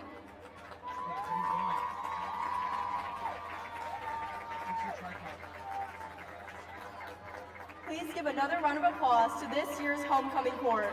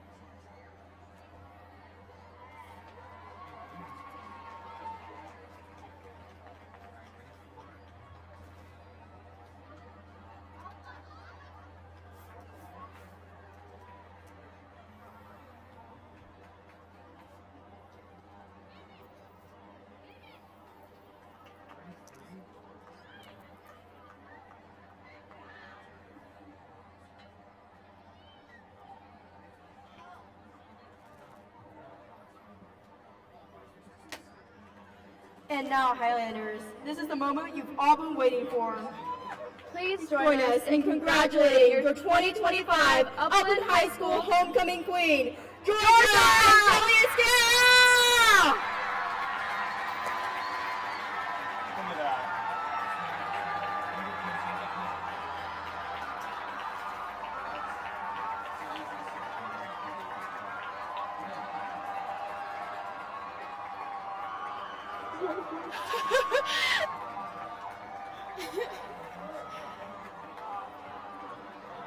Congratulations to our 2025 homecoming queen. Let's give her and the entire court one more big round of applause.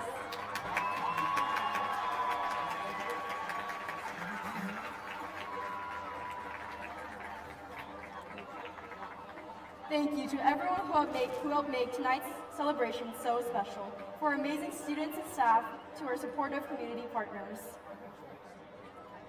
Enjoy the rest of the game, and from all of us in ASB, Happy homecoming, Highlanders!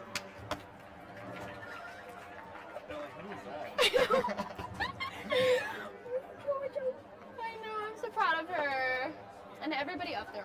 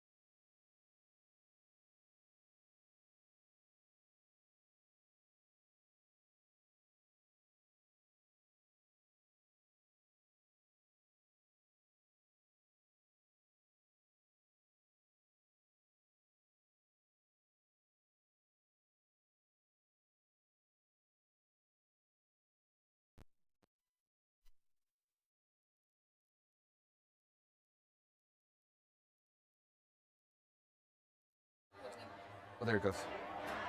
Did yours stop blinking? It's yes. Okay.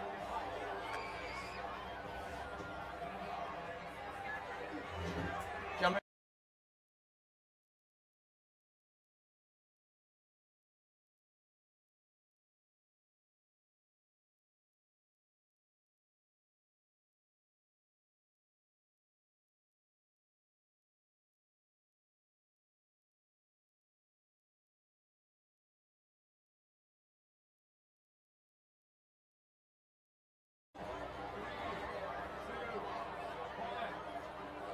Hello, ladies and gentlemen. Welcome back to the second half of Upland High School versus Ayala High School. The Highlanders versus the Bulldogs. It's homecoming day, and we just saw Georgia Angeli Escuera win the homecoming queen, which will be celebrated tomorrow. Homecoming's an interesting tradition. It dates back to as early as 1903 when Northern Illinois University began its tradition of inviting alumni to come home to its alumni football game. But intercollegiately, the first game was Kansas Jayhawks against Missouri Tigers in 1911. Prior to that, these two teams had to play at a neutral site till new conference regulations required them to play at their respective campuses. The athletic director at Missouri marketed the event, and by calling out the fans and alumni to come home, this became a traditional event where they would now come home every year to this football game. Speaking of football, we've also added a new league about a couple years ago. Flag football has come into the high school realm. Head coach of the Upland High School flag football team was nominated Coach of the Week, sponsored by the Los Angeles Chargers, then won it, bringing home $1,000 to her program, and is now running for Coach of the Year. Flag football has advanced to second round of the Division II playoffs, which will take place tomorrow. at 10 a.m. at the Cerritos against Gar High School. So this game tomorrow will take place at Cerritos. Here we are back at the stadium with Upland High School getting warmed up. Both teams are getting set to play here. It's a rigorous sport that requires synchronicity of 11 players to execute specific roles with precision and timing. Now, there's some academic components to the sport, its own jargon, as you're hearing a lot of during this podcast. So there's a modicum of scholastic aptitude necessary as an athlete in this particular sport. It's challenging to focus on 5 other classes and competing for your attention as these high school athletes are doing. Trying to get through the day, get through their courses, be academically competent, graduate, and yet still focus on things like I-42 double dive eagle shift on 2.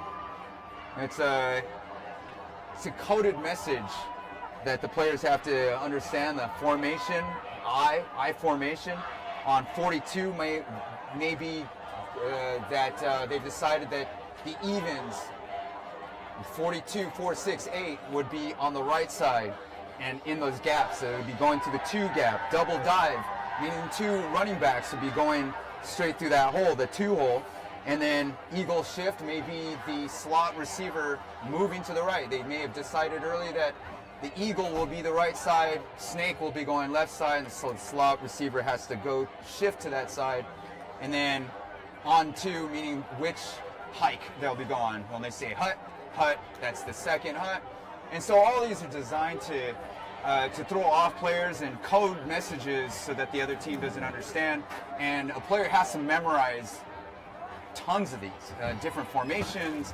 And so there is an academic component to it. And on top of that, they're trying to memorize all these other things like mathematical formulas and grammatical conventions and their scientific experiments. And so this is high school, and some of them are just learning football. We have a young team here on both sides, especially on Upland, with 7 underclassmen playing on the starting lineup, and may even going both ways. So I'm here with Sean Smith, helping me to announce the game here.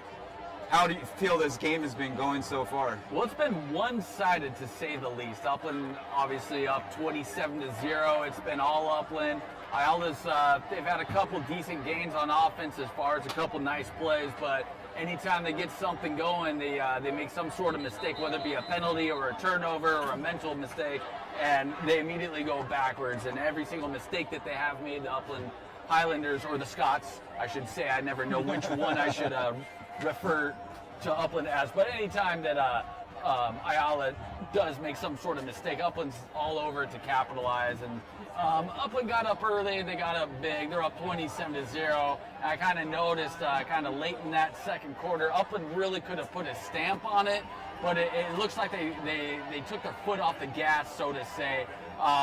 They really had a couple key opportunities to really just put home that make it 35-0 going to the half, which really wouldn't have made a huge difference in the grand scheme of things. But what it showed me was they're getting a little comfortable, having a little bit too much fun on even their homecoming dance. So it'd be best served if they just kind of get back and focus to what's at hand and close out this game effectively. And on cue, Jackson Hodeker puts one deep into the end zone for a touchback. That's his 3rd touchback of the evening. He's been kicking the ball very well of late. And that's going to be, I'm not sure which quarterback's going to be coming out for the Ayala Bulldogs. They started out with Jaden Hernandez, but in the last drive, we saw sophomore Evan Meza, number 12, come in. So we're just going to have to wait until this huddle breaks up.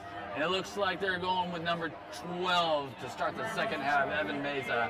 And Evan Meza did throw an interception during his short time on the field tonight. He's thrown a few this season, so we'll see if the Bulldogs are able to clean any of those mistakes that I had discussed up here in the second half. And right off the bat, there's an incomplete pass. That pass was intended for number 18, Blake Frosto. It's going to be 2nd down and 10 for the Bulldogs. And I'd mentioned that Upland, they just got a big turnover. They're well into Ayala territory, and then you're kind of a couple questionable play formations, the 5 wide receiver, no running back formations. They're trying to let Laquan Jackson just kind of run around back there, but I think Upland's going to want to kind of tighten that up and stick to the running game, play action, and. Or if they do go with Laquan running around, I'd like to see some protection around him, especially this late in the season. You've got perhaps a potential for playoffs, and you've got another game. One of the challenges that Coach Thomas has been experiencing is that he longed to have a complete game, and he hasn't really seen a complete game this year, and this may be the opportunity. The last 3 games they've come close. They played a good first half and then kind of fell apart in the second half, and so it's like teachers are constantly looking for improving their years and maybe getting it right next year, and I think every game for Coach Thomas is that opportunity to perfect and get better. We'll see if they can get better here on 3rd down. It's 3rd down and 10 for the Ayala Bulldogs. Quick throw out to number 6, Brenton Smith. He's wrapped up immediately. And good start for the Upland defense. That's going to be a 3 and out. I don't see Ayala attempting to go for it here, but I have seen, nope, they're in fact going to punt the ball away. You see the punting unit coming onto the field. And it looks like that's going to be, looks like number 2, Jerome Spanky Smith going back to receive that punt. Number 19 for the Bulldogs, Ryan Dorenzi's back there to punt. He's going to be standing just inside the 5-yard line, waiting for the snap. Imperative that Ayala gets a good snap off here, or else that's going straight into the end zone. We've already seen that a couple times. So there's a bad snap. Ball's on the ground. Let's see if he gets it off.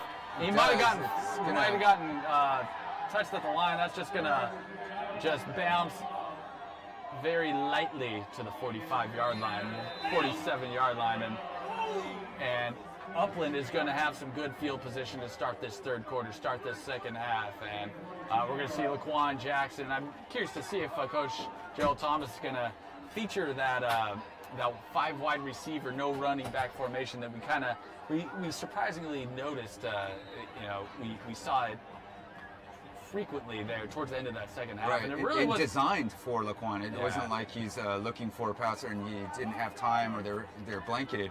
He just straight off the bat ran through that, and I get that because when the line lines up, typically when it's a pass, they will line up more spread apart, and when it's a run, they're going to get tighter in, and that tells the defense, oh, it's going to be a pass, and then you've got bigger holes, and then you have good linemen that can give you some space, so you can get some Nick holes. Bester immediately gets a carry, has some good blocking. That's going to be a 1st down right off the bat for the Scots, and we were mentioning about that 5 wide receiver formation, and on cue, Coach Joe comes out. He not only does he have a running back, Nick Bester, back there, he actually had number 33 fullback Vanden Landeros in there to block, and what do you know? 1st down right off the bat.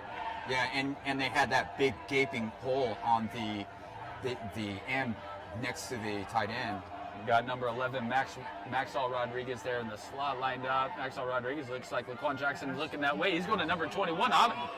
Just out of his reach. Number 21, Dane Gosran. I like that play call, though. Laquan Jackson looked patient back there. He kind of was surveying the field. He was looking at something a little bit closer, but he liked what he saw in the end zone there with number 21, Dane Gossero. And unfortunately, just out of his reach. But a pretty good throw. Put it in a nice spot towards the corner of the end zone. So it's going to be 2nd down here, and we still got Nick Bester there in the backfield in a pistol formation.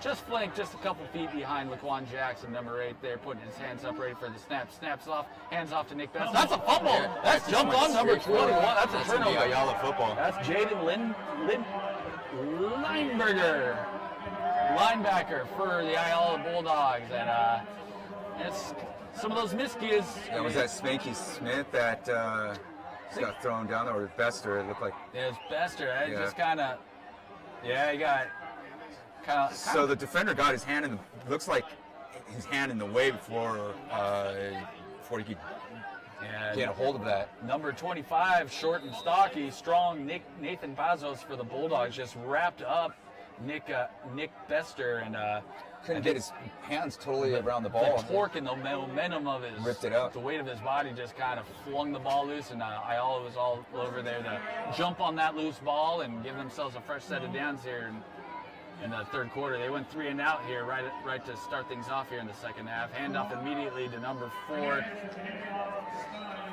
And that Maximilian Stein doesn't really have anything working there. He might have picked up a yard. It's going to be second down and about 9. 10 minutes on the dot here, remaining in the third quarter. Oh, it's all Upland, but early turnover here. It's not what you really want to see.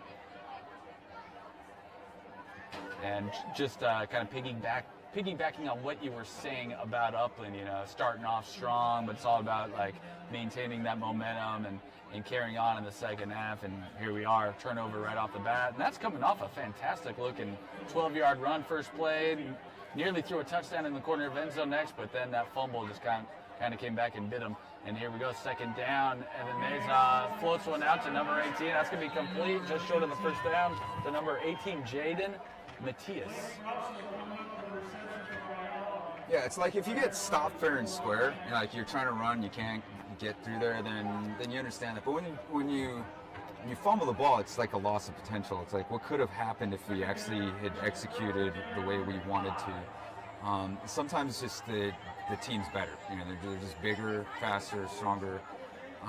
But in this case, that's not the case. It's just mistakes, right? And that's hard to swallow, I think, as a coach. They're down in 5 here. Jaden.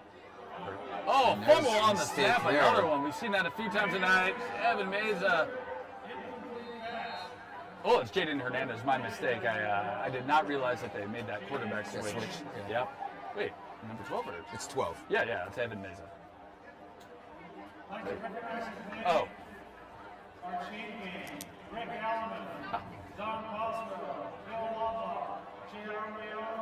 So Jaden Hernandez back at quarterback, 6'5" senior. Sorry, 6 foot, 175 senior, 175 pound senior. And Ayala elects to go for it here on 4th down and 5. Jaden Hernandez under center. And very gutsy call, but when you're down 4 scores here, it's he gets a pass off. He might have that if he holds onto the ball. Let's see if forward progress might give it to him. It kind of looked like his number 6, Bretton Smith. Let's see if forward progress gets him that first down. Yep, that's going to be a first down. Gutsy call, good throw, great catch, first down Bulldogs. I don't disagree with that. I know it seems a little risky to go for it on 4th down that deep in your own territory, but like I said, when you're down 27-0 midway through the third quarter, it's time to there's another bad snap, and Jaden Hernandez running back there again. He's gonna and he gets off a pass. Try to throw it out to the right side. That was a replay of what we saw a couple plays ago. It couldn't have been any more identical. He knew automatically to try to get that thrown out of bounds towards the receiver and not just straight to the side. And a heads-up play by Jaden Hernandez just to run to the ball. Don't try anything, get it, throw it away, live to fight another day.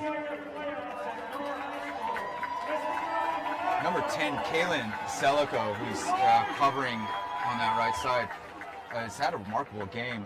As a DB, defensive back, you don't get a whole lot of opportunities, a whole lot of praise. You just do your job, and things, the odds are always against you. But he's been wrapping up and covering his players so that they could. That's picked off. Easy pick for number 21. Wow. It looks like it was designed for him. He's still on his feet. Now he's down. Dane Gosram might take it all the way. He's got one man to beat. One person, yeah. Number 40. Looks like he's going to get wrapped up at the 30-yard line, and Dane Gosram. And you put it on the dot. I mean, that looked like that pass was intended for him. Yeah, I mean, there was no other player around. I would say a 15-yard radius. There was no Bulldog within sight, and I think that's a result of these DBs covering their receivers really well. like they wanted to go somewhere and they were either hit on the line, which you have 5 yards to hit your player, or they're just blanketed and there's nobody else around. I think the play was probably intended towards that direction, and Dane Gosser just happened to be there and was able to get that interception. Again, it looked like that pass was designed straight for him, and then it makes it an interesting decision to cut inwards and gets an extra 20 yards after that. Yeah. Interceptions aren't going to come any easier for Dane Gosser, and that was his first on the year. There's that right there, and you see that all the receivers are covered. Looks like Deion Sanders returning a punt here. Look, he's just waiting for his blockers. You see Look at that Spanky Spanky. Smith all over them. And Spanky Smith single-handedly, he's made about 4 or 5 people miss so far. Still on his feet here. There's a Dane few Gosser, broken ankles on right the there. Number 4 just kind of closed that gap, but I think Gosserin had touchdown on his mind, and we got flags all over the field. Delay of game, Scott's another. They might have been watching that replay like you and I were, James. But that's one thing. It's the mental part of the game, which yes, football is by far the most physical of all the sports. Maybe hockey's up there too, but football is so much more than physical. I mean, a huge mental component as well. And there's a lot of specialization in this sport where you have like your line up front and really big guys. They don't have to be the fastest player. Then you need your speed guys like this guy here. Nick Bester. Getting that and making stuff happen after the play. All the way up to the 10-yard line. It's going to be an easy first down for the Scots. Huge hit to actually free up Nick Bester. Yeah, he tried to hurdle number 26 on the defense there, Samuel Escanardo. Escanardo's able to make the play and save a touchdown, but Upland's cooking right now. We got an injury on the field here for the stop that looks like it could be number 1. Bester. Bester might have. Oh, it's number 10, who I mentioned earlier. Silico. Yeah. That's one big DB. It's at 6'3". He's a junior too. Like I said, a lot of young guys on this team, and they're going to be a good team next year with all this experience, and they've got some size. It's just some experience.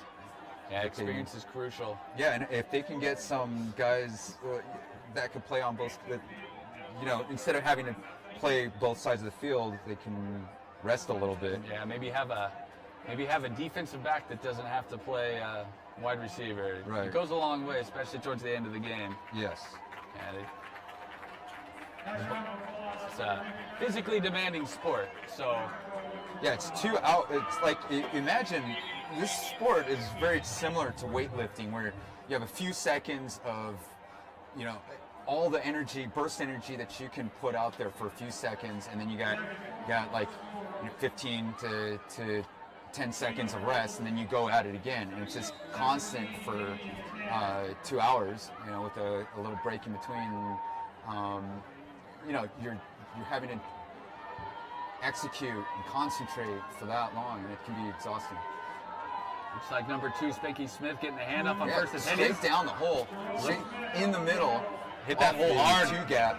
Looked like he was going to run straight in the end zone, but Ayala was able to come up with a nice tackle that saved that touchdown. And who was that on the tackle? Looks like number 70 wrapped him up there initially, and number 70 made Antonio Chen, the 5'11" junior for the Bulldogs, saved what could have been a touchdown. But it is second down here. Pretty short to go. I think they're inside the 5-yard line at this point. I wouldn't be surprised to see another run. You got Jerome Spanky Smith right there, gets another handoff. Came right in there. Right on the exchange. Yeah. Number 20 all over that one, Mason Alijo. Alijo's been pretty active on defense for the Bulldogs tonight.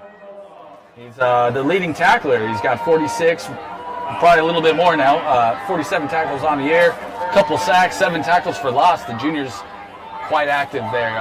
He got bumped, did a little smoothing move, and got straight through there. And that's what you visualize as a defender doing. And we got third down here and about 8 yards to go. And Laquan Jackson looking in to the sideline for perhaps an audible, or looking in for the play. Better hurry up because the play clock's about to expire here on 3rd and 8. And Jackson here waiting for the snap, gets a handoff, hands it off to Smith once again. Smith looks like he's stuck behind the line of scrimmage. Another fumble, looks like. It looked like the ball almost came loose, but I think he was able to hold on to it. Maybe it slightly jarred loose from his grips, but great concentration for Smith just to hold on to that, because there's about 3 Bulldog defenders draped over him trying to punch that ball out of his hands, and they nearly did, but Spanky Smith's able to hold on and preserve the football. Let's see if they're bringing on Jackson Hodeker here for the field goal attempt. Hodeker on the season's had a good season kicking the football. He's made 4 of 6 field goals on the season, 13 to 15 point afters. It's going to be a little bit longer than a PAT. Snap is down, hold is good. Kick is right through the uprights into the band. That's a 28-yard field goal for Hodeker to give Upland a 30-0 lead with 5 minutes and 41 seconds left in the third quarter. Yeah, it's his first field goal of the game, though. One they attempted earlier was been out a 40-yard field goal attempt. Was botched by a bad snap. Good snap there, good hold. Hodeker got a nice kick into it, put it through the uprights, give his team a 30-0 cushion. It's all Upland at this point. Gotta give credit to the Upland Spirits section there in the corner of their end zone. They've been having a good time all night supporting their Scots. I think there's some sort of pink theme going on tonight. You see a lot of pink back there. It kind of stands out with all the dark green surrounding them. And they've cheered on their team and enjoying they're enjoying that 30-0 lead that they've built so far. Hodeker on the kickoff. Just put the last couple in the end zone. This one's going to come up just short, fielded by number 4. Maximilian Staines had he's got his speed. Yeah. Oh, number 6, Brandon Smith's got one guy to beat, and Hodeker on the tackle. Hodeker saves the touchdown. Put him in at linebacker at this point. Hodeker just puts his head down. This is not the first time I've seen him do this. And that is a textbook tackle by the kicker. You want to keep your head in front of that body and in the direction that they're going, and makes an excellent tackle there. Number 6 for the Bulldogs thought he had a touchdown. He's thinking to himself, oh, all I got's a kicker to beat, and boom, I get our first touchdown in more than 4 weeks. Jackson Hodeker had other things on his mind. He said, nope, not today, not on my kickoff. He lays him down at inside the 50-yard line. Yeah, I want to go to homecoming happy and without touchdowns. Great tackle. And 1st and 10, number 4, Maximilian Stein takes it out for a pickup of about, we'll call it 3 yards here. It's going to be 2nd down and 7 for the Bulldogs. Yeah, it looks like the entire team is thinking, I want to go to homecoming tomorrow, have a good time with a scoreless or at least a big win, at least a win, which they haven't really had the opportunity to enjoy too much this season. I'd mentioned earlier that Ayala had not scored in several weeks now, and I thought they had it there. I really did. Right, yeah. And he was going to the house, and credit to Jackson Hodeker for just laying down a perfect form tackle. If you YouTube how to tackle perfectly, that video of Jackson Hodeker will come up. But here's a first down for Maximilian Stein. By far Stein's best run of the night, a pickup of 20. Yeah, on the season, Stein's been their leading ball carrier. He's got a modest 73 yards rushing on the season. He picked up a third of that on that carry alone, it looked like. So that's going to be a first down for Ayala. We've seen Ayala pick up a couple first down on some productive plays here on offense, but seemingly every time they pick up a good chunk of yardage, they immediately fumble, bad snap, penalty, something that sets them back further than where they were to start off the drive. So we'll see what happens here. We'll see if Jaden Hernandez drops a snap on cue. I don't think Jaden's very happy about that snap there. You kind of see him shaking his head a little bit. Looked like it was, definitely a low snap. Jaden just picks it up. That had to be about That might have been the 7th or 8th bad snap, fumbled snap, misguided snap that I've seen so far. So Jaden Hernandez, a little frustrated, that's to be certain, coming back to the huddle, see what they want to do here on 2nd down and 10, see if he lines up in the shotgun again. Maybe he wants to go directly under center, which is exactly what he's going to do. He's got number 4 running back Maximilian Stein behind him in that I formation, single back formation, I should say. Hands it off to number 4, Stein. Stein gets wrapped up immediately by number 77, big Joshua Uwagbo. The 6'5", 280-pound junior wraps him up for a loss. Yeah, Rogbo was all over that one. Stein, they're putting together a clinic on that defense, especially that defensive line being very active today. Came right through there and was able to wrap him up very quickly. Wagbo's got 16 tackles, a couple sacks on the season. That'll just add to his totals. Yeah, Stein had nowhere to go.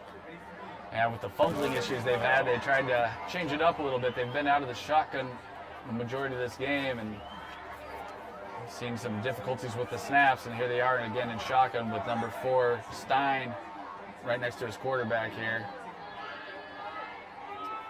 Stein waiting for the snap. Upland sending some pressure on the end. Good snap, but he's caught up in the pocket. It's Wagbo. once again, the big junior wrapping up the quarterback. That would be a sack. Yep, that's going to be a sack. Tackle for a loss and a sack. A consecutive plays for Joshua Wagbo. Nice little defensive stand by him. And he's had a big injury day on the field. That's going to be an Ayala player down. So Georgia Angeli Escuera?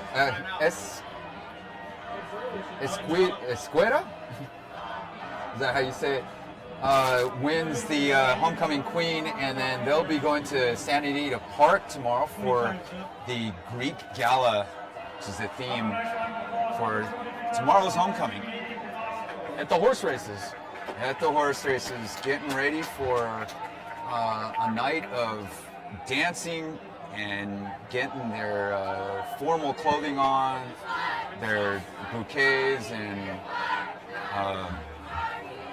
what do you call those? Bouquets of flowers. Corsets. What's the one where you actually pin them into the shirt? Yes. I remember Boutonnieres. that. Boutonnieres, is the word I was looking for. I haven't used that word in a long time. Since homecoming. That's not one of those. In high school. I've actually never heard anybody say boutonnieres since high school, because when you become an adult, you just call them flowers. Yeah. And it's 4th and 12 here for 4th down, 12 yards to go for the Ayala Bulldogs. Number 15 in the quarterback, Evan Meza. Evan's running to his right. Evans doesn't have a lot. He gets it off a throw. Out of bounds, it looks. I don't think he's able to get a foot in there. Short of the 1st down regardless. It's going to be a turnover on downs for the Scots. Impressive coverage there. I like what I saw from Evan Meza there, the sophomore quarterback. He tried to make something happen with his legs. Got off a good throw. That's something that a young quarterback can build on. Rather than panic there in the pocket, take a sack, risk fumbling the ball. He rolls out, gets a good throw on the ball. Just misses his target by a foot or so, but that's something that, with a couple more repetitions, that you might see him complete next year. You like to see that with these young players. Not everybody's in the NFL, so these players got to start somewhere. So. And they're building. They're younger, so everything that they're doing there is a learning experience, and they're going to improve, and then hopefully next year they'll have more successes. And there's a handoff, or a pitch, I should say, to number 2, Spanky Smith. Doesn't have anything to work with. Wow, that's going to hurt. Huge loss. That's going to hurt his rushing average. Probably lost 10 yards on that carry. Not what you want to do for your old yards per carry there if you're a running back, but Spanky Smith, his legs are feeling pretty good tonight. Thought he could make something happen. Unfortunately, he got wrapped up well behind the line of scrimmage. Ayala tackles him for, like I had just said, a minimum 10-yard loss on that one. So it's going to be 2nd and long for the Scots. Yeah, he was covered immediately by Mason Alejo, the 6'10 junior. and he had nowhere to go. He had to turn back around and just lost him some more yards. And you see number 11 and number 21, Dane Gossaran, flanked over to the right. Laquan's throwing left. He's got a deep throw going. That's going to be juggled. Oh, that's going to be incomplete. There's 2 defenders and 2 receivers in the vicinity. I'm not sure if that was intended for Spanky Smith or who is that? Elijah Flores out there. There's a crowd of football players there, so that's going to be 3rd and long after that incomplete pass. Incomplete pass, I should say. There's a minute left in the 3rd quarter. It's a 4th quarter. Is it 4th quarter? No, it's right. It should be 3rd, yeah. My eyes are getting bad over here. 63 seconds left here in the 3rd quarter. 3rd and long for the Scots. Looks like there's a little disagreement here. I see Maxwell Rodriguez and Dane Gossaran talking to the sideline. Yeah, they got to call a timeout here. Little uncertainty on the play call there. I saw both of their hands go up. I saw them doing the same thing the previous play. So Upland's got to tighten that up here before this 3rd and long. Let's give it up for Alvarez. As we hear the PA here announcing the homecoming court. It was a very nice event here during the half. We saw a plethora of brand new shiny Corvettes drive around the track. Each one of those Corvettes carrying one of the home court nominees. And it was a great event overall. Well organized, well planned, and well executed by the Upland team here. So kudos to the organizers, the staff, the participants, the parents. Very, very good event here that we saw tonight. And back to action here. We got a 3rd and long, 3rd and 22 to be exact after that 12-yard loss on Smith's carry on the 1st down, an incomplete pass on the 2nd down. Leads us to this third and long here. Quan Jackson waiting for the snap. We see Maxwell Rodriguez in motion going off to the right. And Jackson fakes 2 throws. Jackson's going down. Jackson's still on his feet. Jackson's looking downfield. Jackson's still running. Jackson's going to be out of bounds. Back to our introductions. Our cheerleaders. That was a really scary moment there where he could have gone down. He could have broken ankle there. Yeah. But he ends up getting back up and then runs out about the 20-yard line, 15-yard line. He lost actually, no, it would be the 11 or 12-yard line. And it looks like Jackson Hodeker is going to get himself an opportunity to show off his punting leg right now. As we are at 4th and... I don't think we've seen a punt from Upland. And we got number 6 for the Bulldogs, Brenton Smith, back to receive this Jackson Hodeker punt. Hodeker gets off a nice punt because he had a little bit of pressure. Oh, number 6 fumbles it. That's going to be picked up by that's Upland. a fumble. And Upland recovers. Number 34 on the recovery.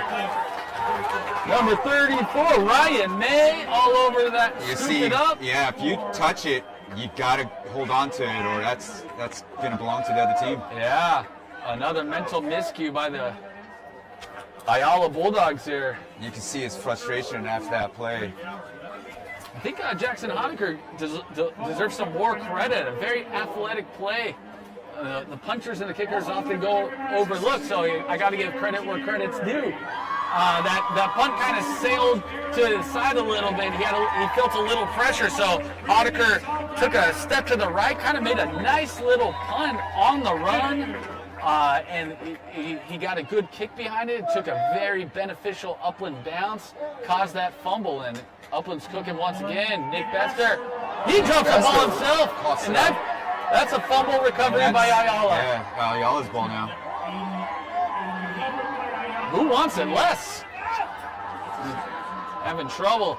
You see number 8 involved in that play, and number 88 for Ayala hops on that ball. And that's going to be a 1st down for Ayala after Jackson Alpha recovers that fumble. You've seen a muffed punt and a fumble on consecutive plays here. I'm starting to lose count on all the fumbles, whether they're recovered or not. There's been several, at least half a dozen.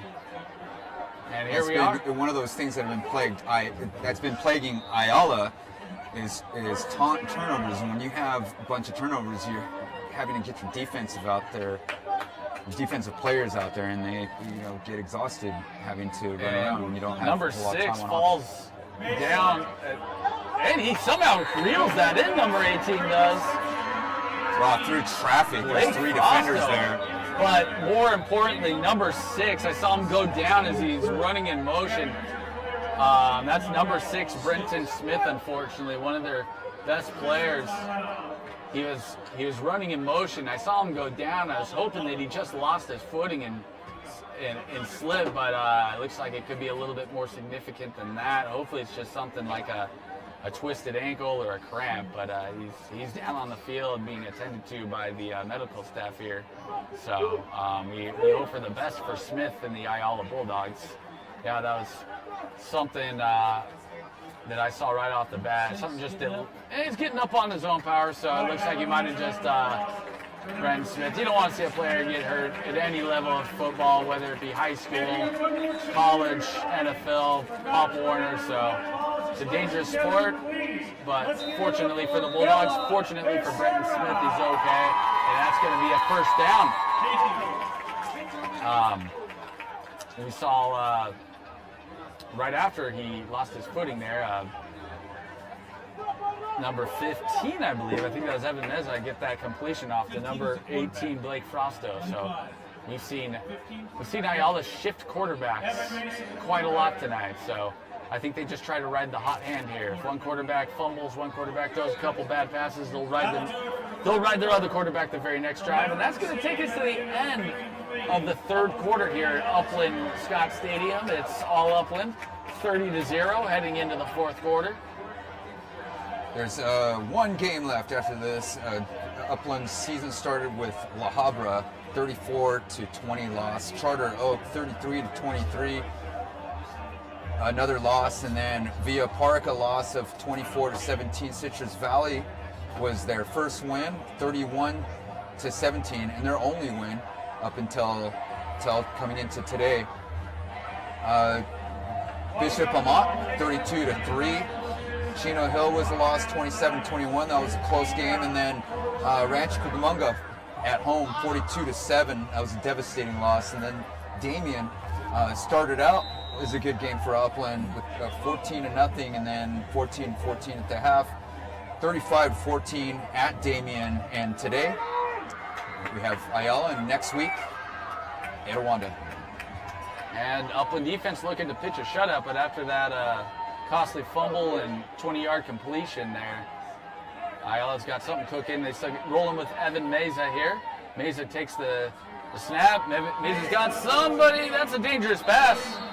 He's going again to number 18, Blake Frosto, but he got a hand on it, but going for the end zone. He's got 2 defenders there. As Nick Bester was closest to that ball, he got a hand on it, and his intended receiver was 5 yards behind that throw. But at this point, I think Mez is just trying to make something happen. Just go for it. They've had 0 success on all fronts of the games thus far, aside from a couple decent plays. So Evan Mez is just looking for that one big play to jumpstart this offense. It's really had a difficult time, not only tonight, but this entire season. So I'd expect to see some more. Ayala's just looking to get in that end zone. It's been a month, more than a month since they scored a touchdown. So I anticipate some more throws towards the upside. There's a flag, offsides or a false start. We'll have to see what happened there. As far as rankings go, Ayala comes in at 434 in the state in California, state of California, and Upland over here at 162. In section, Ayala is 187, Upland is 81. So it's going to be a second down and 15 after that offsides penalty. So looks like Meza's still in there behind the center. He's back to pass. Meza's not afraid to throw it. Meza's on the run. He has a guy. That's going to be incomplete. I think I see a flag down there. It could be a hold on the offense. Holding offense. Going back a little bit further, 10 yards. Replay second down. It's going to be third down and 25 for the Ayala Bulldogs here. Chino Hills has kind of a similar demographics, population-wise, the number of students and kind of high school it is. They have about 2,600 students. We have like at Upland 2,900 students. Of course, Upland High School is led by Dr. Martin Gomez. Over at Chino Hills, Diana Yarboy. There's also a similar number of population in the different cities, 77,500 over at Chino Hills, 79,000 over in Upland. Handoff is to Stein, and he gets back to the line of scrimmage and maybe lost a yard. Yeah, it's going to be third and long here. And Keegan Bias Jr. again on the tackle. He's had himself a nice game on the defensive side. Yeah, third and long. I think Evan Mez is just going to get back there and let it fly. He's been going to Blake Frosto, number 18, lately this game. Saw him going heavily to number 6, Blake Frosto. Brenton Smith, I should say, earlier on, but I don't think I've seen number 6 back in there ever since he kind of twisted his ankle a couple plays back. And Evan Meza is being chased. He's going to have to throw it. He throws it away. Number 25 for Upland there on the pressure. Nathan Edmonds all over there. Yeah, but really what disrupts that play is number 52 coming in a hurry. That's Oscar Hernandez. First one in, and quarterback immediately sees him coming and had to run out to the outside, and then 25 finishes it off. Nathan Edmonds. Yeah, he blew that play up from the start, and Evan Meza really had no chance. And looks like we got number 19, Ryan DeRenzi's here in the punt. So this is probably only their second punt. Yeah, I believe so. Who's that? Is that Smith back there to receive? I believe yep, so. Spanky Smith got a good snap there. Punts off. Looks like a good punt. And that's going out of bounds, though. Smith's not going to have a chance to put any return on that one. Now it's down to about the 15-yard line. No, 9. Yeah, no, that was a pretty solid punt. Yeah, inside the 10. One of the better punts I've seen tonight. And that's going to be a first down inside the 10-yard line for the Upland offense. 10:42 to play in the fourth quarter. The game started out disastrous for Upland with several penalties and fumbles and being pinned down at the 3rd-yard line. We thought we'd see Upland's first safety of the year, but was able to get out of it, put together a long drive, and score a touchdown that first drive. And it looks like quarterback keeper. Is that Laquan Smith? And it looks like a quarterback change. It looks like number 5, Michael Quiros, 5'8" senior from Upland, California, is in the game. Yeah, he's gotten into a few games this year, but he's only thrown one pass. So we have yet to see a Quiros completion. And that's going to be a handoff. Bester's got himself a first down on that 11-yard run off to the right through the B gap. Tackled by Braden Caviel, 6'2", 176-pound senior. And it looks like we got another injury here. I think this is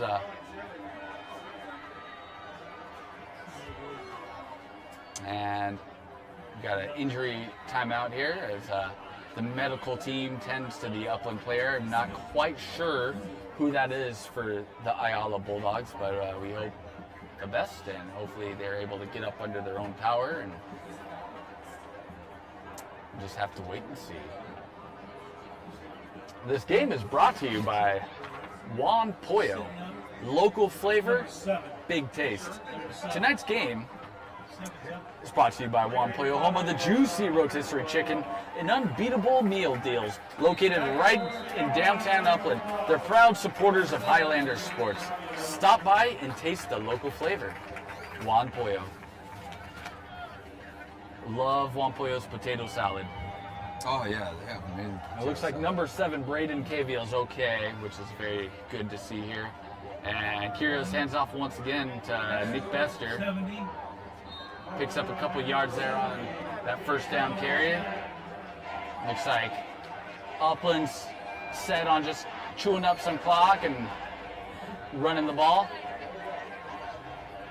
Laquan Jackson coming off the field, likely for the rest of the evening after a successful night, both through the air and on the ground. So that injured player was Braden Caviel that I mentioned earlier was on the play, on the tackle, and was able to walk off the field. There's a flag. The flag immediately we see. I feel that's probably false start.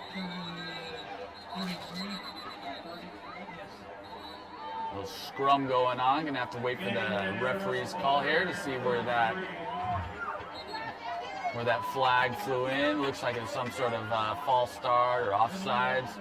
Oh, I don't know what all the discussion's about. And I think you seen the hands on the hips here. Getting late in the game with a 30-point deficit and score. So umpire, the referee's still convening, waiting for the official call. It's on Upland. And that's going against Upland. There's some sort of illegal substitution against the Scots. I didn't quite catch that, but Upland's going back 10 yards. Replay the down. This game is also brought to you by La Tapatia Mexican Grill. So close here, right on the corner. You can smell it. You don't have to go far to get great Mexican food right down the street on the corner of Euclid and Foothill. And there's a handoff to, that was number 33, fullback. Vanden Landeros on the carry. The first time we've seen him carry the ball. He's been in there, laying down some good blocks earlier in the ball game. Good to see him get some love here in his homecoming game. We got number 33, Vanden Landeros. We got number 44, Lucas Vidor, in the game as well. Vidor lined up at the fullback. The handout looks like it's going to Landeros again. He's got a couple of yards. I had Landeros' brother in my video production class. He was a hero of the program. Amazing editor and videographer. I had an opportunity to direct a film, and he was the second assistant camera person. And he ended up doing that at NYU. Oh, that's great. Fantastic school. So he was in the film and business program there. And I believe he's back in California. And Jackson Hodeker back to punt for the third time today. Hodeker gets a nice good snap, gets the punt off, gets a boom. And that's going to be fielded by number 4, Maximilians. And smartly, Stein lets that one drop. They're going to take over at the 30-yard line. Upland still pitching the shutout. Ayala still looking to score for the first time in quite a few weeks, quite a few games it's been since the last time they found the end zone. So let's see which quarterback's coming in for the Bulldogs. I think that's number 15, Evan Meza, the 5'8" sophomore coming in. As I mentioned earlier, they've been rotating between Jaden Hernandez, number 12, and number 15, Evan Meza, for much of the night. It looks like they're sticking with Meza. I was talking about the comparisons between Chino Hills and Upland earlier. One of the big differences between the two areas is the square miles. Upland is only 15.6 square miles with that population of almost 80,000. And Chino Hills is 44.7 square miles. Evan Meza back to throw immediately. Oh, and fumbled again. And that's going to be recovered by the Scots. Yeah. Yep, number 90 all over that. Number 90, Travis Jones on the recovery. And deep into their own area, like really close to the touchdown. Yeah. It's like 12 yards. 12 yards left. Yeah. Travis Jones, the 6-foot junior, I mean, he immediately pounced on that ball, took advantage of that poor offensive line protection for Ayala, and another Ayala turnover and another turnover on downs for the Upland defense. So we're getting some of the second stringers in here. We got number 5, Michael Quiros. We got number 3, Vanden Landeros at running back. We see. And number 15 as well in the game. We got Landeros in the game. And that was meant to go to the A gap right of the center, and we have a flag. I don't know why these referees insist on calling this game so tightly at this juncture when there's 7 minutes to go in a 30-0 game, but they're reffing this game like it's a Super Bowl. And they call This personal is foul. one of the longer games of the year. Yeah, unnecessarily long too. I mean, if you see something egregious, you throw the flag. But at this point, the umpires are they're being a little liberal with their flag tossing. So, and let's see if the Upland's second stringers, we'll call them, are able to punch this into the end zone.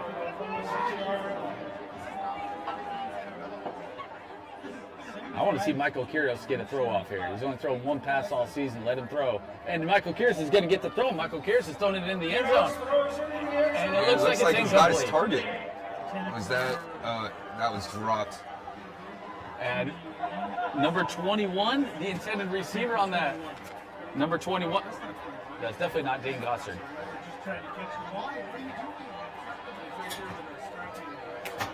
Yeah, I'm not sure who that is trying to catch that ball. He was waving for the flag there. Oh, that's number 80. That's 81, Roberto Vasquez. He almost got himself a touchdown there, just off the fingertips. Pass intended for him in the corner. Made a nice attempt on it, but just came up short. Quiros back to throw again. Quiros might have a touchdown here. Touchdown! Upland is signaling a touchdown. We got to wait for the refs. Refs are examining. Referees are still examining. We still have no idea if he caught that ball or not. And the referees have no idea what's going on. I think they're calling it inches. Okay. Touchdown! No, Touchdown, they Scots! officially call it a touchdown, and Number 13, Aiden Salazar. sophomore. On the reception, and Michael Quiros, congratulations on his first touchdown pass of the season. Perhaps his first touchdown pass of his career. That's something that he'll never forget. And number 13, Salazar out there on the reception. That's only his third catch on the season. That's his first touchdown. Good to see the reserves getting some playing time. Got to be happy for those kids. And that makes it a 37-0 Upland Scots lead after that Jackson Hodeker extra point. Mr. Automatic puts through another PAT. If Upland scores any more here, then this will be another game that Ayala's had to face a 40-point defeat. It has become an unfortunate trend for this Bulldogs football team. And all is well on the Upland sidelines as they take a 37-0 lead with 5 minutes, and the clock is still ticking. And Hodeker off to kick it off to number 12. It looks like. Do they have the quarterback back there to receive this kickoff? Number 4, Maximilian Stein back there, and then this kickoff's going to number 12. Quarterback Jaden Hernandez is going to get that's number 13. My mistake. Number 13, all the way up to the 30-yard line. Jaime Cortez with a nice little return. Another flag. And there's another flag. Way late after the play. They might be trying to mitigate any tensions that may occur towards the end here, being that Ayala's pretty frustrated at this point. So it looks like Chino Hills undefeated and Rancho undefeated will face each other next week for the Baseline League champ. Oh wow, that'll be a tightly contested ball game for sure. It looks like there's an unnecessary looks like there's a Oh, and that's going to go against Upland. definitely going against Upland right now. It's like a 15-yard penalty. Yeah, it's unsportsmanlike against Upland. Wasn't much, but like you said, I think they're just trying to limit some of the chippiness going on. It's going both ways. They're kids, they're competitive, and the umpire's just trying to police it the best they can. And the best thing that you can do is throw a flag. There we go. We got a handoff. Looks like it was number 25. Another flag? No, I thought I saw a It's flag. like 3 yards on that play. Right down the middle. Yeah. Number 25 on the carry. Number 25, Nathan Edmonds.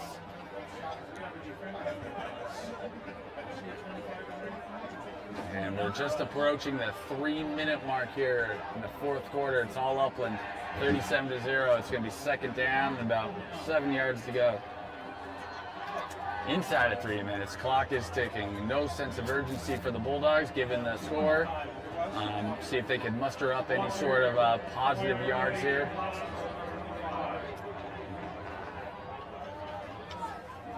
And we got Evan Meza with the pass. It's tips behind the line of scrimmage. Number 54 smartly falls on that. That would have been a fumble. That's Kobe Murillo. That was a live ball. I think that was a backwards pass there. Yeah, While they're Evan, getting back to set, I'd like to also thank our sponsor, Cup of Tea and Snacks, where they serve boba and crispy popcorn chicken, nachos, curly fries. And if you have your school ID, which you should, get 15% off when you show that over there. Be sure to tell them that UTV sent you, so they can get some recognition, and we can get recognition over here at the UTV Sports Center. Evan Meza here on third and long, it looks like, about 3rd and 9. Got Stein at running back, a handoff to Stein. Stein has a little bit of a crease. Stein fighting for some yards, gets a positive run on that play. It's going to be 4th down and about 4 yards to go. Nice little run for Maximilian Stein, still running hard, despite being down 37-0. We like to see that effort. No quit in this Bulldogs team. It's going to be 4th down. Looks like the scoreboard operators are calling it tonight as the yardage and the down are nowhere to be seen on the main scoreboard, but it is 4th down here. It's going to be about 5 yards to go here for the Bulldogs. See if they can convert a 1st down here before the game ends. Inside of 60 seconds here, 53, 52. And we got a low snap. Snap's fielded by Meza. Meza gets off a pass to number 18. That's going to be complete for a 1st down. Blake Frosto, nice completion there. 1st down Bulldogs. Nice little throw from Meza. Nice out route there by number 18 Blake Frosto, able to convert that 1st down in the waning seconds of this ball game. It's been all Scots, and the Bulldogs might have an opportunity to run one more play if they so choose. Looks like they're getting ready to huddle up, calling a play. Evan Meza leading his team here for what should be the last play of the game, barring anything weird. And inside 10 seconds to go. We got one more chance for the Bulldogs to score. Meza's got the pass. Meza's back. Meza's going deep. Meza's got a guy. Meza's complete. He's inside the 20-yard line. Oh, that's a huge pass. And that's going to do By it. Hernandez. That was a great throw, great catch by number 12. Nice end to their season. This is the first time in 6 games that they've been under 40, that a team has scored less than 40 points. 37-0 for the homecoming game for Upland High School. They'll be at Santa Anita Park for their homecoming dance with Queen Georgia Angeli Estrada with the theme of Greek Gala, the Greek Gala So congratulations, Upland High School. They'll be facing Etiwana next week. And this game has been brought to you by Cup of Tea and Snacks. Once again, Juan Pollo as well. And finally, La Tapatia Mexican Grill. And if you're hungry after the game, I know a perfect place. It's called Juan Pollo. Make a game day complete with Juan Pollo, whether you're watching from the stands or tuning in from home. Nothing beats their mouth-watering rotisserie chicken and meal packages. Swing by their downtown Upland spot and grab dinner for the entire family the Juan Pollo way. The Upland UTV studio production crew was brought to you by line producer Ashley Dinkins, technical director Bradley Leisure-Sangster, replay control Ella Leva, graphics by Ivis Maldonado, audio engineer Dewan Gibson, scoreboard operator Nathaniel Gunawan, camera operator Zach Harrington, River Carrillo, Caleb Underwood, David Mota, Angel Cerna, Dewan Gibson, and Kaylin Nwankwo. Hosting with me today was Sean Smith, and I'm James Miura. Thank you for joining us today for our homecoming edition of UTV Sports. Good night. Good night.